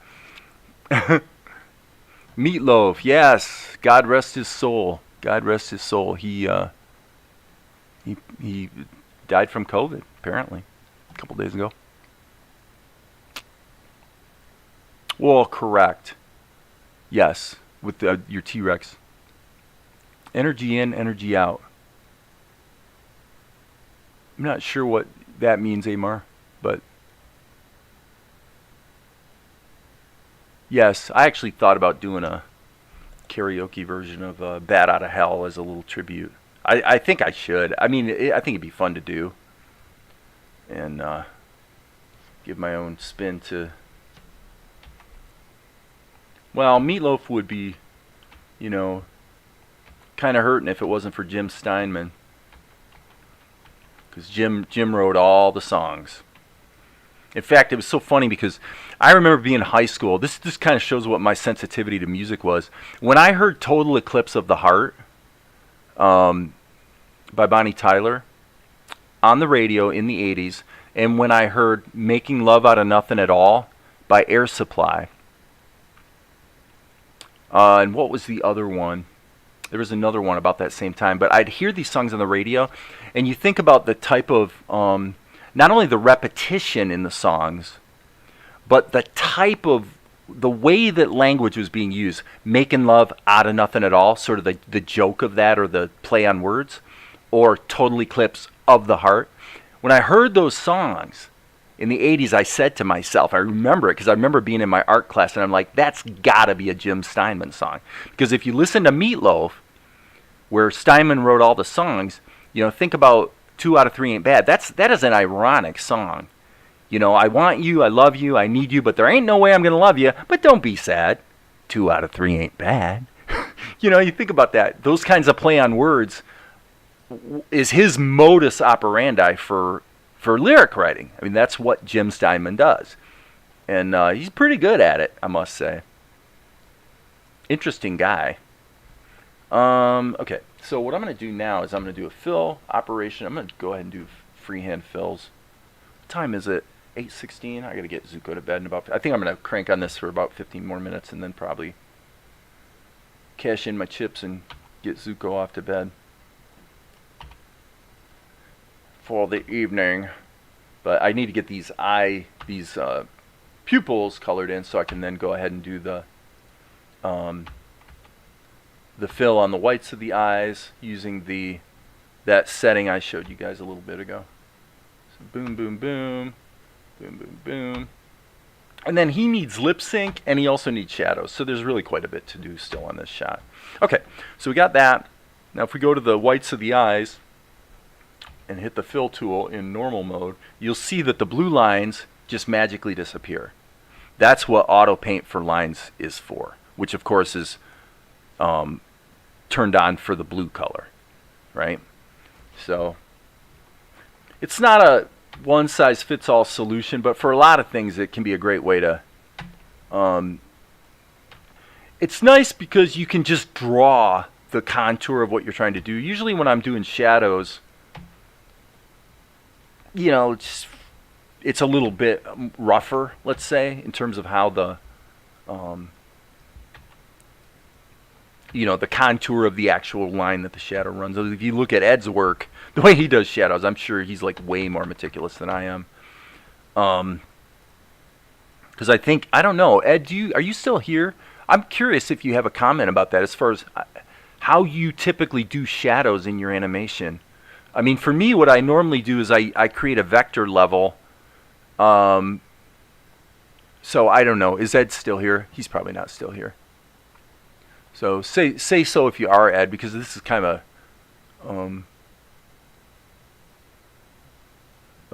I'd be interested to know your take on it. Louis Anderson, Betty White. Yep, everybody's dying. So I'm looking through. Foley sounds can come from unexpected places. The Mortal Kombat documentary, a lot of this stuff. Yeah, Foley. Yeah. Okay, so you're here. Okay, so here's my question, Ed. When I do shadows, at least in Tahoma and in Krita, I pretty much do it the same way. But what I do is I create a vector level. It's pretty much all I use vectors for. Okay, and the reason I do that is so that I can just draw the shape of the shadow like this, and then we can turn down the opacity, which typically it's about 12. Okay, so now I'm contrasting that with the anime way of doing shadows. Would be typically you're going to have like you might have a contour here where you say this is going to be shaded, and then when you fill it in, of course, the line disappears and it's replaced with the shadow color, which of course that's not the correct color for a shadow. But so do you do shadows that way? You just draw them, and then I suppose. Oh, you know what? Actually, Ed, while you're here, I'm so glad you're here because there's something specific I wanted to ask you. I definitely wanted to ask you this.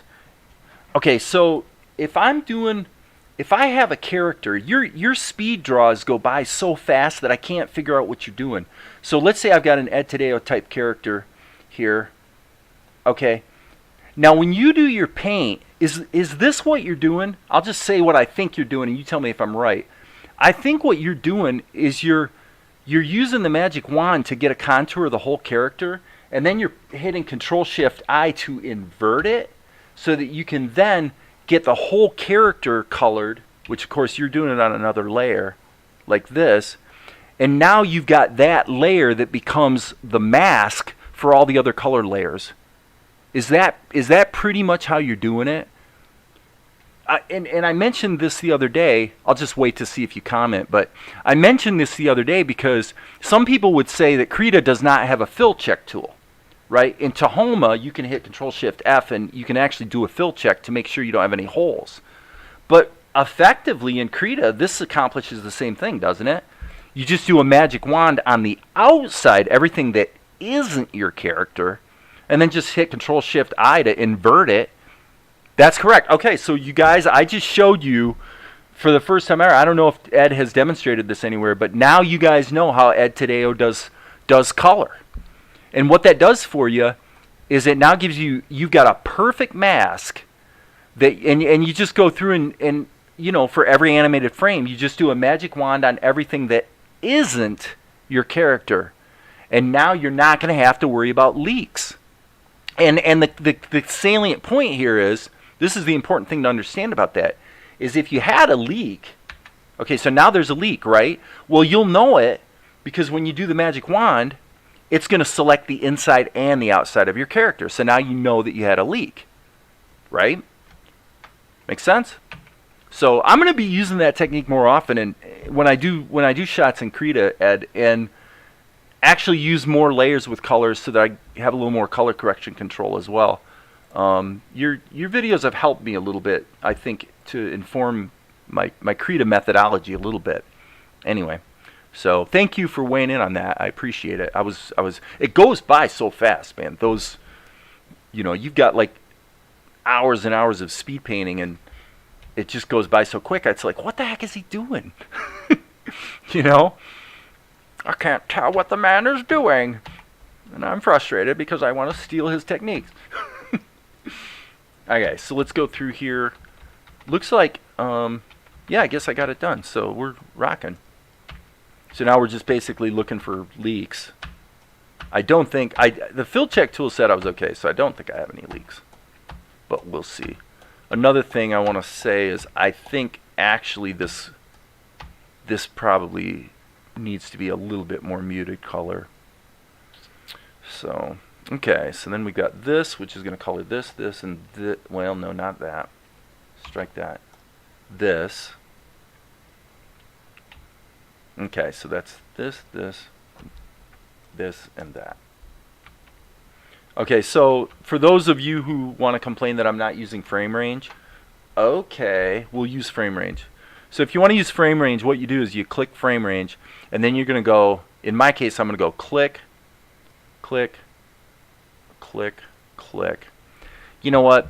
Strike this. I don't know if you can do multiple clicks on a frame range. I mean, I think actually clearly you can't. But anyway, here's how it works. I click here, and then I'm going through the frames to make sure that the plus sign is within all the other frames, which it is. So now if I just click here again, it's going to fill the whole sequence. Got it? Okay. And by the way, if you're in frame range mode and you want to do a quick and dirty fill that doesn't use frame range, just click twice. You get the same result. So now what I'm going to do is I'm going to go click here, and I'm toggling through. That's a little dangerous. I can only get to there, it looks like. So you'll see as you're, you know, I don't usually use frame range, but it is useful. I mean, you know.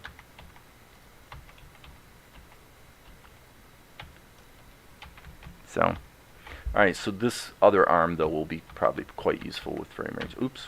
Oh, I guess we're okay. Boom.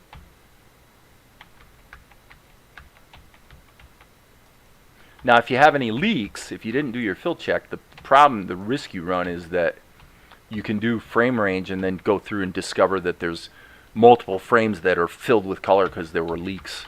So, occupational hazard there. Oops. Okay, so now I need another variation on the green.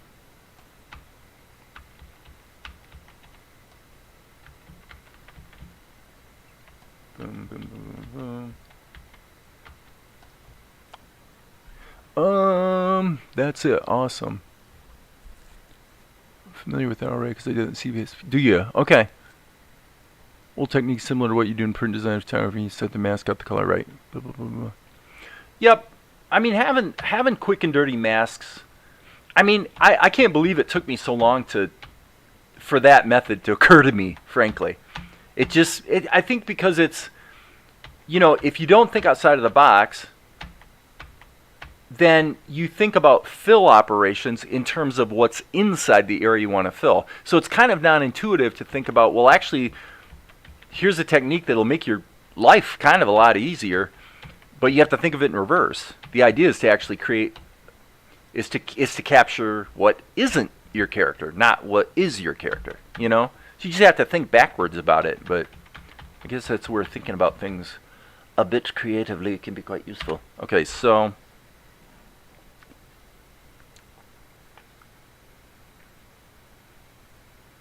not bad, not bad, not bad.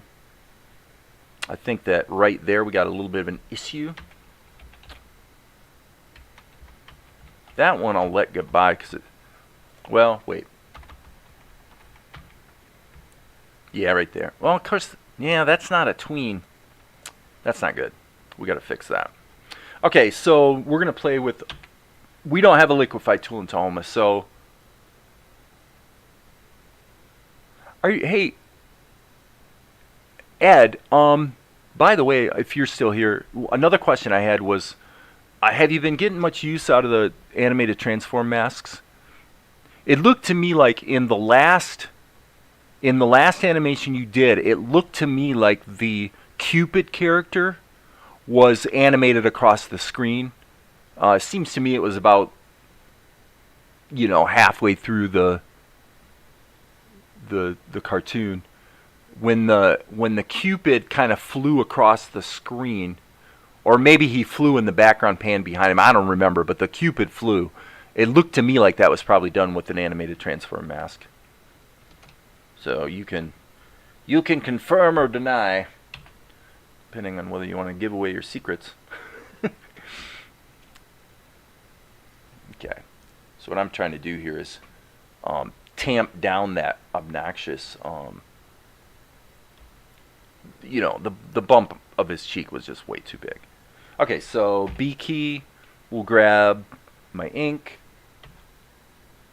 So because we don't have a tool like Liquify, the way we have to do it here is to,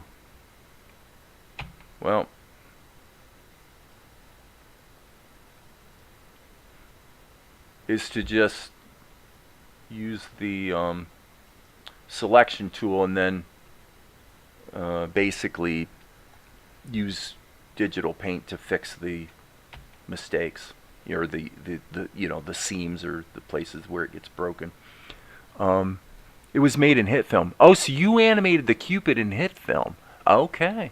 Okie doke. I stand corrected. Well, yeah, and I actually tried hit film. Hit film is an extremely capable program. But because I've been using Vegas for 20 years, yeah, I mean, it's kind of, if you really look at what you can do in Krita, especially for really getting control over the look of your cartoon, I mean, there's really no denying that. The tug of war is that there's certain things that Tahoma will get you there a lot quicker. This is actually true with all software. So, you've got one program that'll get you to a solution that works most of the time, and it's really quick and easy. A good example would be the body highlight effect in Tahoma. You can do the same thing in Krita, but you got to jump through a few more steps, right? So then what you find is you get a tool that gets you most of the way there most of the time, but when you got to go a little deeper and push the envelope creatively, it starts either showing its warts or the hoops you have to jump through actually are, more significant. What am I trying to say? I'm trying to say that at the end of the day, when it comes to controlling the look and color correction and effects and things like that, generally speaking, Krita really is more powerful. IMHO. But, I mean, at the same time, I guess I've said it here many times that there's really nothing you can do in Krita that you can't do in Tahoma. It's just you kind of have to do it through the schematic, and you can't really see if it's working unless you're in render mode, things like that, So everything's a trade-off. Trade-off. Hit film is limited. Well, I mean, but you can pay for more features, right? If you're into like, kind of like high-end color correction, color grading, blah blah blah, stuff like that. But I've just been a Vegas guy for so long that ain't nothing gonna change me. I shouldn't say that. I mean, under the right circumstances, I probably would change. Lord knows I've tried DaVinci, and as much as I think I have a lot of respect for Blackmagic Design as a company, I think they're a great company. But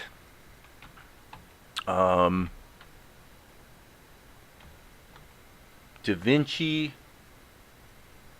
I have never been able to get running on my system. I've never given it a whole day, right, to just really dick around with it for like all day long. Yeah, I probably should leave I'm thinking I should leave the skins on for what I'm doing here.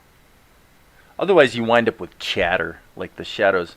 Of course they're going to animate a little bit, but it's hard to remember what was the last thing you did,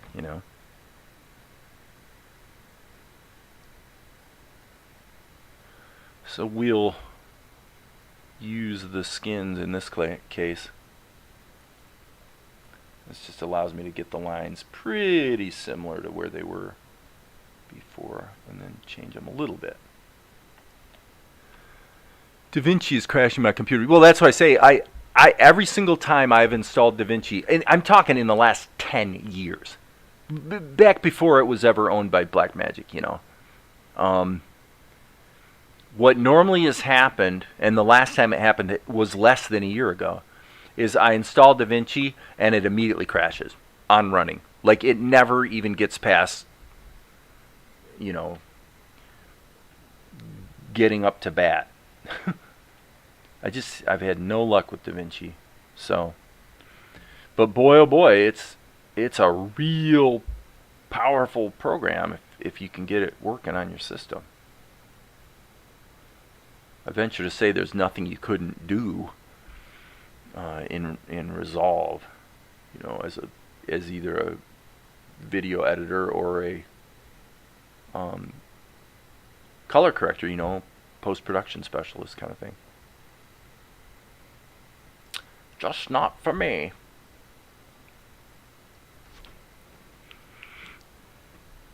It could be. I can't remember what the errors are, so my suspicion is if I really took the time to configure it, I'll bet you I could get it to work, and I'd probably like it. But see, I am very opinionated, obviously, about software, just because of my development experience. And for me, there's just nothing really particularly hard about making software portable, for example, or making it, the whole idea that you would, for example, have a program that's ostensibly portable, and the first time you run it, it complains about a missing DLL. Something like that. It's like, for me, that's just too sloppy. On the programming side, that's just too sloppy. you of course should never have dependency issues with software at all.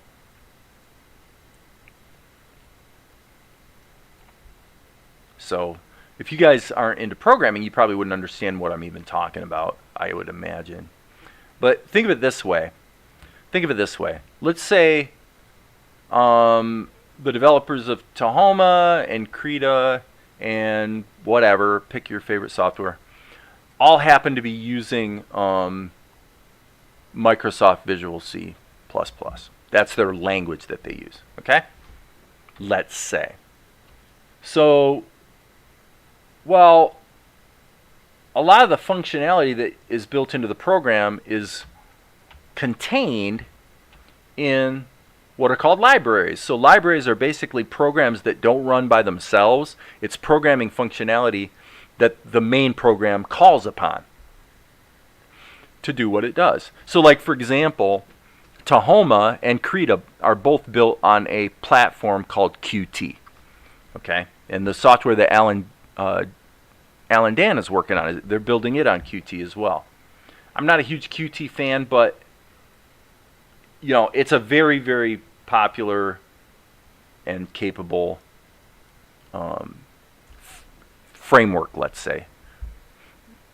So you say, well, why would you use a platform like that? Well, mainly for cross-platform development, so that you can create the code for the program and then just and create a version that's going to run on Linux, Mac, and Windows all in one swoop, right? So that's what Qt's basic selling point is. It's a cross-platform library. So point of the story is that, let's just say the developer creates the program that you like, that you use, and you install it. And when it installs the program, let's just say, what it does is it stores there's like a really common library, or it'd be a DLL file on Windows, that almost every program that uses this particular framework uses this DLL, okay? Now, you think about it this way. So when the program installs, it puts the DLL in your system folders, let's say. Well, why would it do that? Well, because that DLL is so common that it's used by multiple programs, and plus the installer software, you know, the software that actually installs the program, does that by default, let's say. Okay? Well, what happens then if the version of that DLL that you just installed is actually an older version than the same exact DLL that was already in your system folders? Okay? You don't care. You run your new software and you're happy as a clam. And then what happens is 2 weeks later, you run this other software that had installed the newer version of that DLL, and all of a sudden that software crashes. Because it's trying to call a function in this common library that doesn't exist in the version that they installed. So that's the type of thing. It used to happen all the time, actually, on Windows. It was rampant. DLL hell, they used to call it. So that's just to explain the type of thing that can go wrong when it comes to shared libraries. So my attitude is, hard drive space is so cheap these days that installing anything in system folders at all is almost never excusable, in my opinion. So in other words, that program should just install the version of the DLL that it uses in its own application folder, so that it's always going to just use the version of it that it installed, and it's not trying to share equitably with the rest of your computing ecosystem. Sharing equitably sounds like a good idea, but the downsides and the ways that it backfires are so common that it's basically not much of a win, let's say. Hope that makes sense. Probably very boring for a lot of you.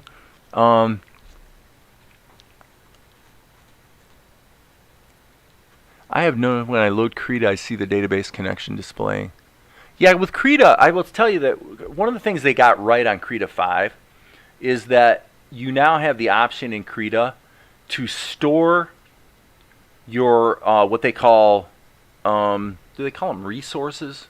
I think resources.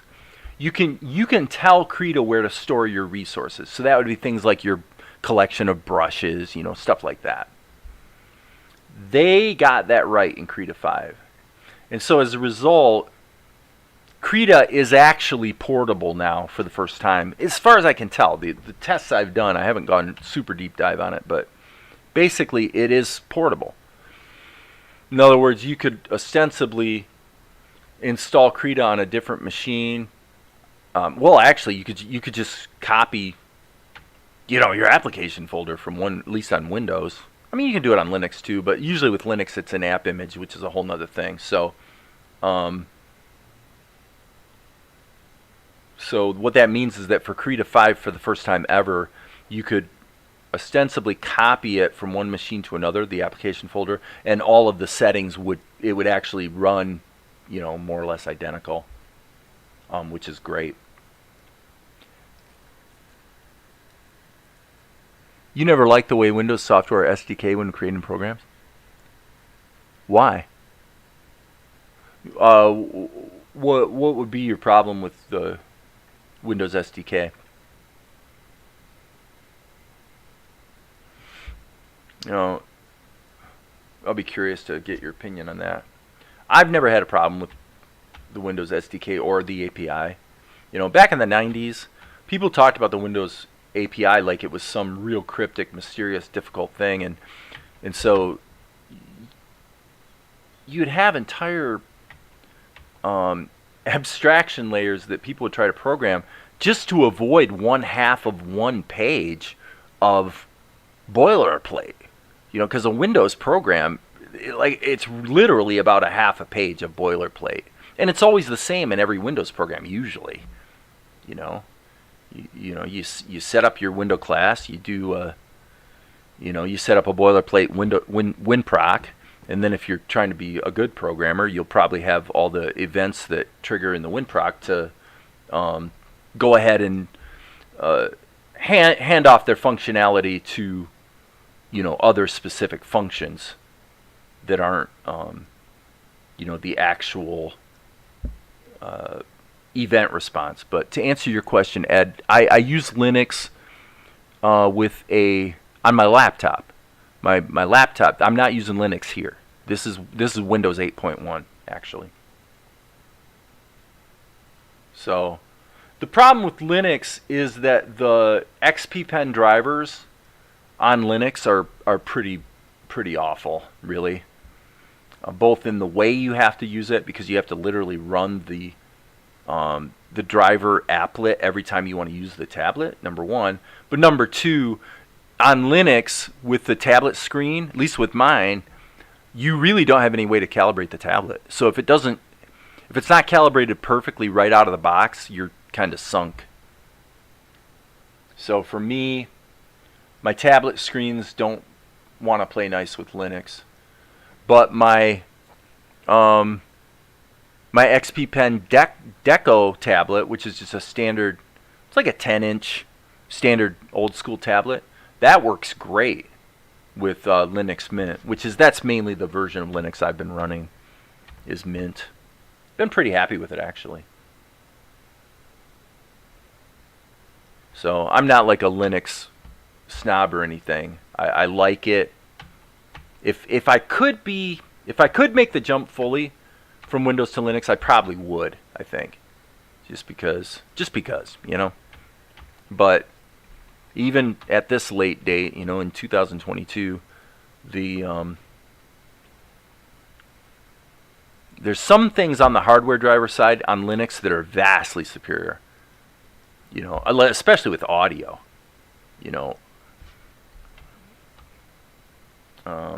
But I'm probably getting into.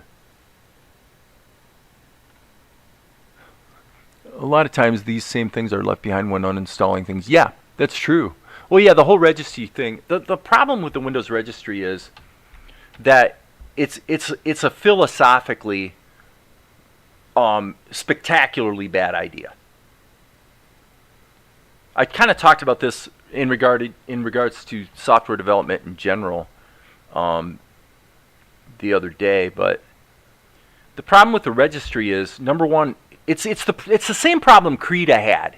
Actually, when Krita was a lot buggier than it is now, it's still not perfect, but it's a lot better than it used to be. But the thing I used to complain about with Krita was that you could feel the hubris of the developers coming out in the program, because they would create a feature.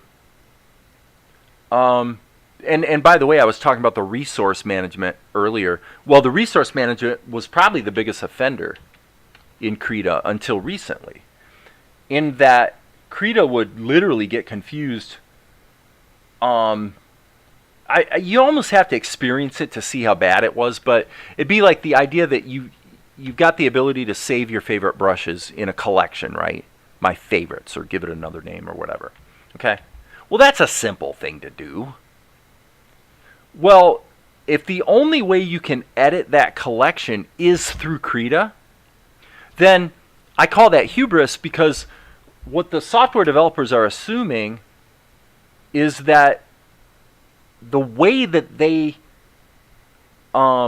give you, the tools they give you to edit those preferences, number one, that their way of doing it is a great idea, like it's the definitively best way to do it, number one. And number two, that they're going to actually do a good job implementing it. And, they're not going to add that tool in a way that's buggy and has, creates more problems than it solves. Well, what's the solution for that? Well, the solution for that is you don't have, and this is something Alan Dan should be listening to with the software he's developing. You don't create software that's opaque. Opaque means there's no way to change your preferences, say, with your brush settings, except through Krita. Okay? And so if they implement it in a buggy way that causes crashes, you're out of luck, because there's no other way to edit it other than through the tools that they've built into the program. Well, things like the local database for a piece of software, and Tahoma's guilty of this too. They're guilty in varying degrees and in different ways. But to me, software should probably be transparent. I should say my work, by the way. Meaning that if that list of brush preferences is just stored in a simple text file in the application folder, then in a worst case scenario, if you really had to just open up that text file and edit it, you could probably figure out how to fix your whatever problem you have with your brush collection. It seems so obvious, doesn't it? I mean, it's like, of course that's what you'd want to do. So what are you going to do? Like, make some argument that there's some performance advantage to having a binary format for your brush collection? If you have a binary format, that's fundamentally opaque, because you can't open it up in a text editor and kind of see what's going on.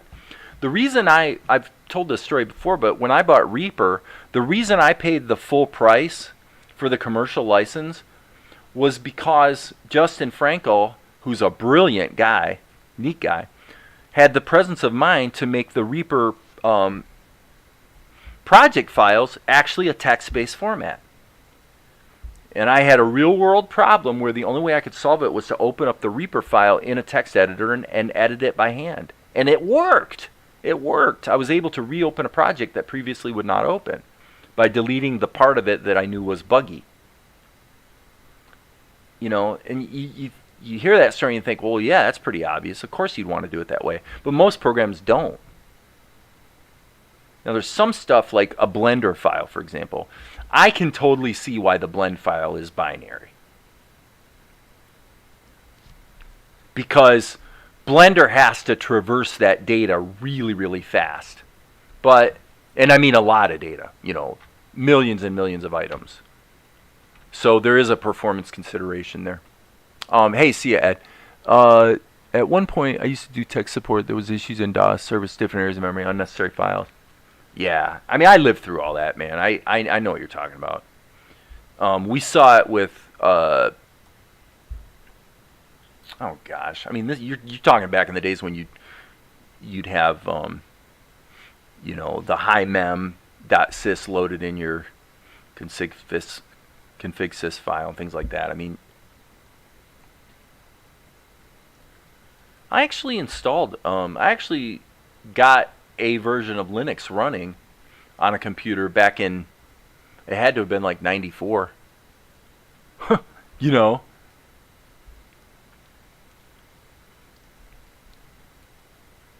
But I find it all a lot of fun, and because I'm actually, I mean, it looks like on the web development side, I'm probably going to be getting busy this year. I mean, I've already got stuff popping that's going to be taking some of my attention, you know, arguably away from animation. And, you know, it pays the bills, but so I'm allowing myself, right, even as we speak, to sort of get back in that sort of coding mindset, you know, just because there's stuff that's come up recently where I'm going to be, you know, customizing some website templates and probably doing some JavaScript programming.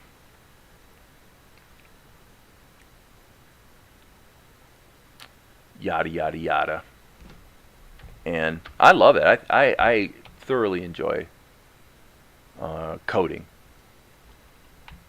I don't do it a lot just for fun anymore, just because I'm too busy with, you know, stuff like this. So you sort of pick your poison. What do you want to work on this year, kind of thing. But if I wasn't doing the artsy fartsy stuff, I'd probably be coding, you know. And in the web development space, I'd probably be looking at either kind of becoming a guru on some JavaScript-based web app development platform like Angular or something. I don't know. I've looked at React. I don't really like React that much.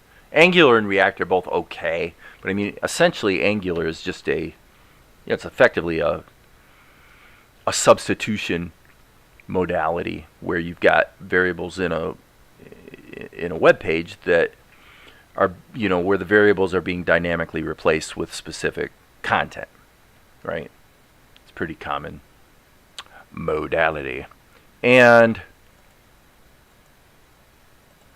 so PHP does that on the server side, whereas Angular is doing it on the browser side.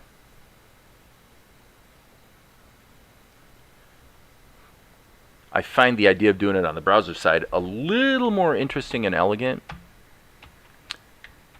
Because if you do it on the server side, that means every time, if you have 1,000 people running that web page, you're having to process that code 1,000 times. Whereas if you do it on the browser side, each individual user, their own browser is doing that processing. So why saddle your server with a bunch of calculations that your browser could be doing? You guys are probably going, what the hell are you even talking about, Dave? I don't even know what you're talking about. This isn't about animation. What are you talking about? You're a fool. I'm talking about learn to code, man. Learn to code. I can code in, I don't know how many languages. I think 8. Last count. I can't remember.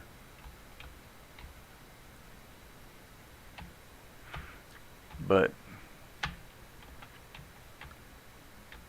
let me see. Yeah, I mean, I think this is looking okay. Wait. A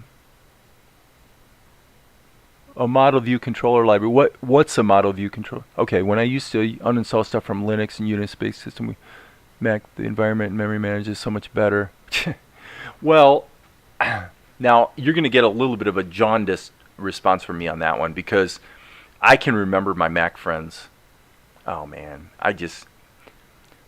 suffice to say that I found I was able to crash a Mac just as fast as a PC, for lack of putting it any other way.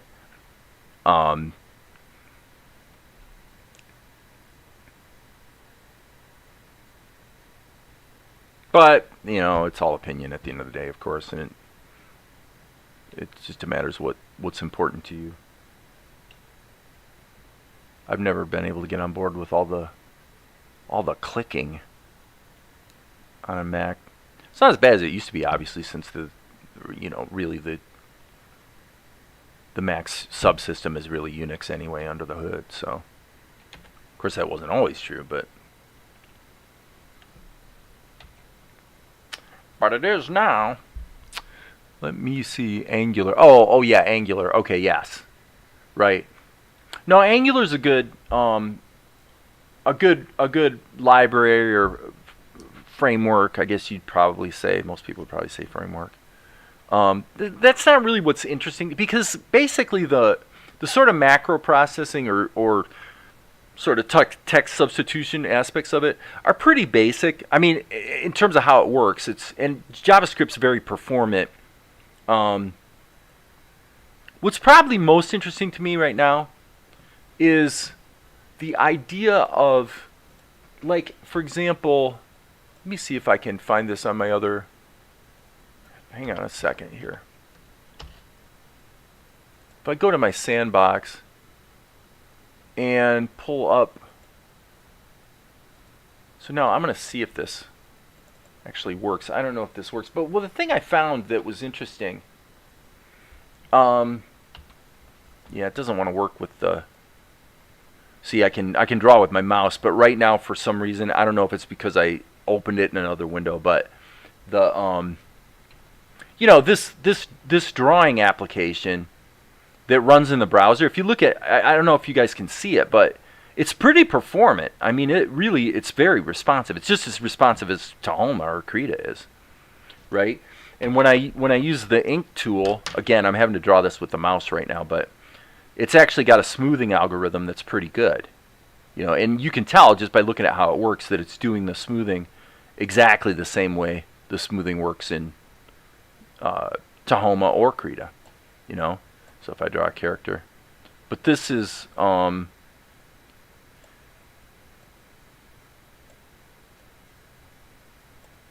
guess we'll draw a character, haha, right? So that's just Sketch and Ink in the browser. Well, what's interesting to me is that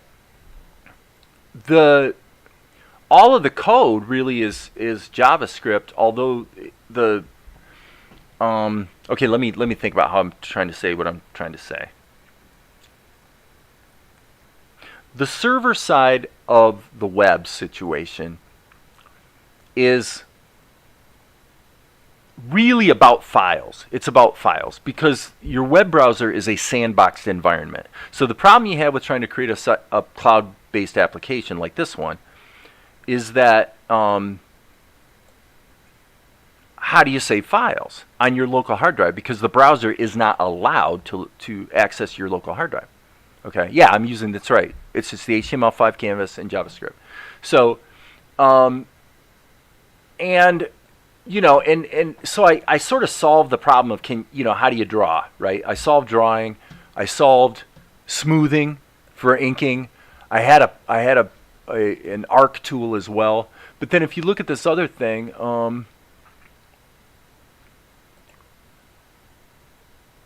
just bear with me for a half second here.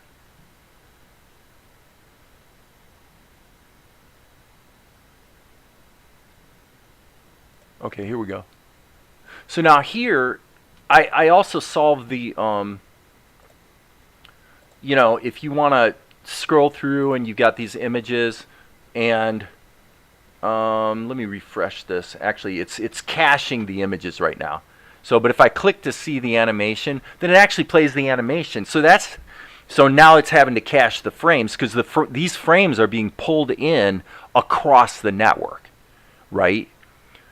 So, so there's some frames from an early thing from Salt and Light from back in the day. But, so, I mean, I solved the, image sequences. I solved drawing. So all the constituent pieces are there. But the problem is, well, what do you do about the files, right? So, yeah, this is pulling in a really long image sequence, as you can see. It's pretty long. But, so what's interesting to me is, well, what if you actually distribute a standalone application where but they run it in a browser. So what you really do is you distribute a server, a very lean and mean server that has the ability to run PHP or potentially Node. You could use Node, but you'd have Node or PHP running on a server, and that basically serves up the application directly off. You actually have the server running on your local machine.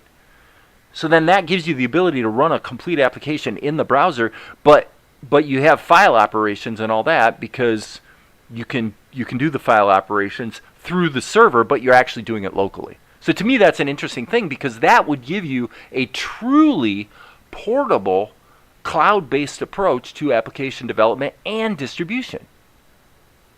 Because if people don't want to have the performance of local access by running this small web server, you run an exe of Tahoma, you're just running a program. Well, when you run the program, you run the server.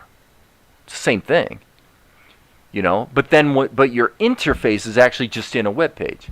Well, if you use that model, then that gives you the ability to create an application like Alan Dana's doing that can run either locally.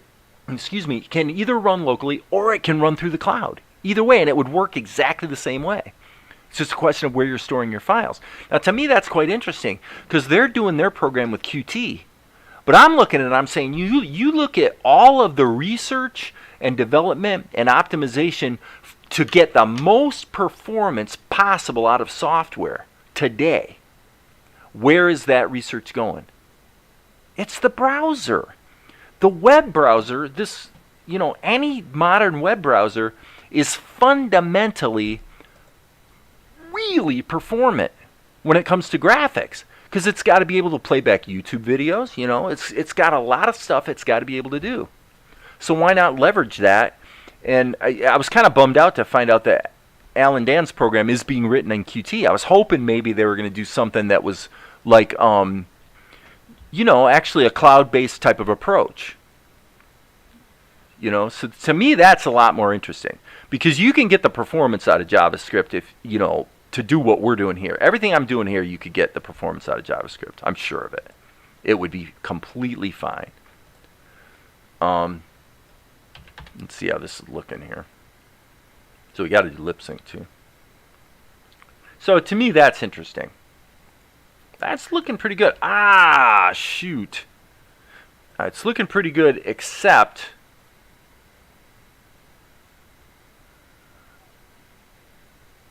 I don't like his face there. What was an eye-opener? Let me see. I remember you working on that, blah, blah, blah, looking at game development. I remember seeing Derek Bannis is a guy I followed for a while. All languages are the same. Well, sort of. I mean, the thing is, you save so much on the development side with an interpreted language like Python or JavaScript that, the performance, the middle ground is Python. Python is a horrible performer as an interpreted language, but you can always call C code with Python. So there is no problem. My Paint was written in Python. Inkscape was written in Python initially. But then they compiled it. There's compiled modules that the core Python code is calling that is compiled C code just to optimize certain parts of the program. Like perhaps I would guess maybe the event loop, but certainly heavy-duty image processing is going to be compiled code generally. But you don't have to have compiled code when you're first developing the darn thing, So the only thing I'm not liking here is this is where, gosh, he is distended. I'm going to try this just for fun. This will be the last thing I do tonight. I'm going to try this just for fun. I'm going to go ahead and try to fix him with the plastic tool. Just because I think I can. So I'm going to try this. For now,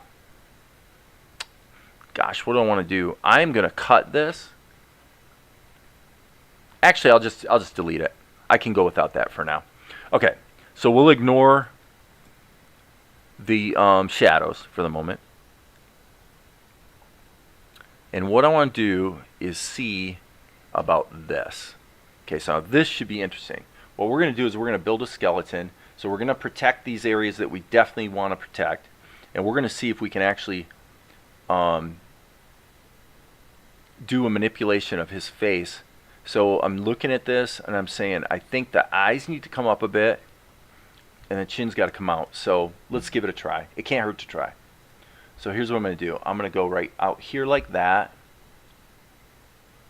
Okay, and the thing with the plastic tool is that you have to really be thinking about the things that you don't want to move. Okay, so in this case, let me just look at this for a second. I'm going to protect this perimeter on his head, because what I want to do, and I did something like this the other day and it worked shockingly well. That cheekbone isn't going to animate, so now what I'm going to do is I'm going to go boom, boom, boom, and I'm going to create this little, I'm going to basically create this little tool. And this little tool,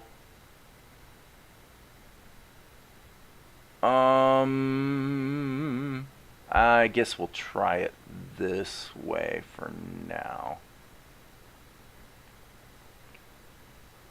So this looks like a lot of jumping around, but we'll see if it works. Okay, this probably is not going to work. I'm actually thinking, because I've made this a little bit more complicated than it probably needed to be. But let's see. Yeah, so you can see the problem with Tahoma. You know what? Let me undo that. What if we actually raise it here? There we go. We raise it here and here.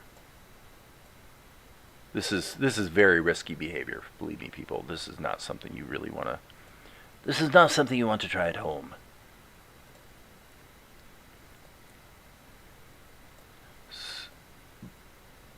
Having said that, okay, that's not going to work. Oh, let's go back here. I want to raise this up.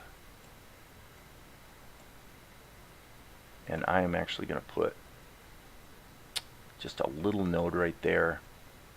This is totally, yeah, see that got that under control. I actually think this might have worked. Let's turn this layer off. I think it worked. By gum, it worked.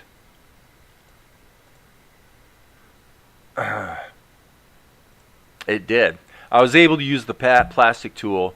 Now this, we might want to raise this up to here. Yeah, that will not work. That will not work. So this tween might not be happening. And the final position he landed in isn't exactly right, but I will say it's close. It's actually surprisingly close. Yep, just went a little too far with this. Oops. Little too far with this.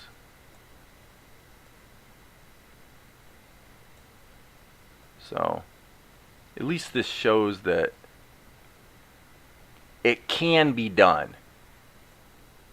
It's a rather clunky way to do it, but you know, if you really had to, you could kind of make it work. So, well, this is where, of course, Alan, Dan, or Ed would be saying what they were saying last night. Just freaking redraw it, man. And they're right. They're right. It's just, you know, I'm talking about programming here, and you know, and this is kind of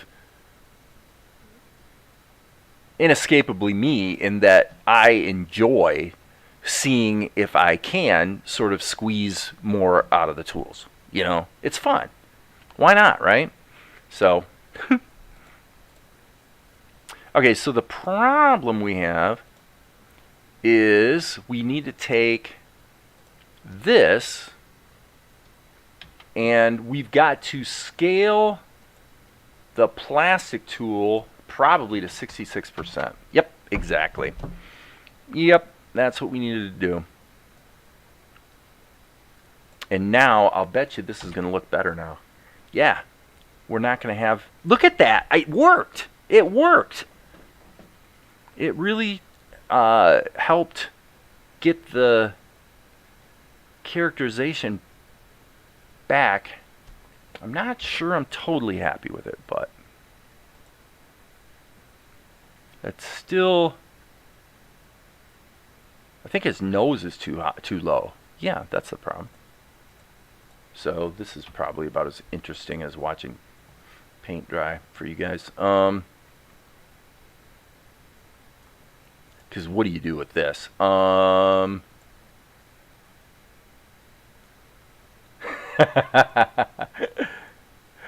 is interesting. I will say this is about as far as you can take it. So what I'm going to do is I'm actually going to take and create a... That was not supposed to happen right there. I'm going to create, like I said, another little, let's call it a tool, like that. So that I can then push that up like that.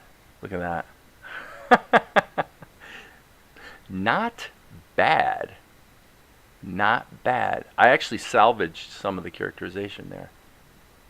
Now his nose gets a little more pointed, but it's coming out of a tween, so I don't think that hurts anything. I think with that I'll call it a night. Wow, 2.5 hours.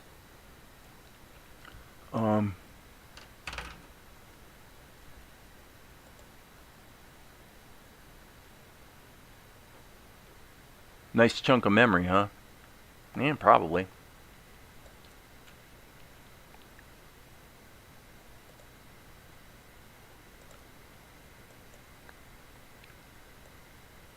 That's the difference in characterization between plastic tool and non-plastic tool.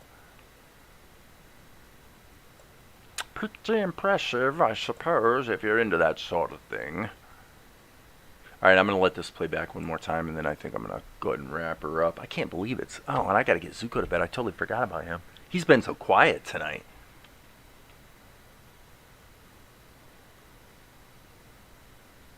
Yeah, I have to say, on balance, what probably needs to happen here is just end the shot here. I don't think we're gaining much in terms of entertainment value with this last little transition anyway. I think that's what I'm going to do. That's what I'm going to do. I'm just going to get rid of the plastic tool. You know, it worked out okay. It worked out okay, but it's not compelling enough to justify all the fiddling. So, okay, so I'll look at the last bit of the messages and 5 to 1,000 plus page books. You talking about programming books?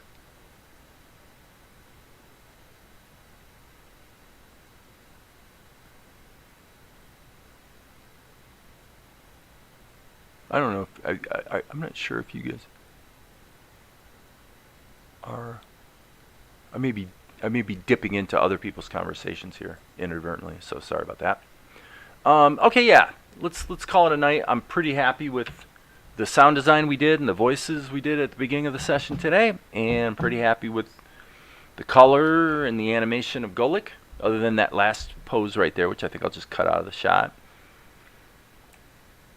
So Golik says, Asher, how long has it been?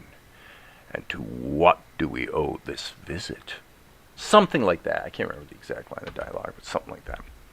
So, alright, have a good night, guys. Thanks for hanging out, and we will catch you guys on the next live stream when it happens, and as you know, there will be more.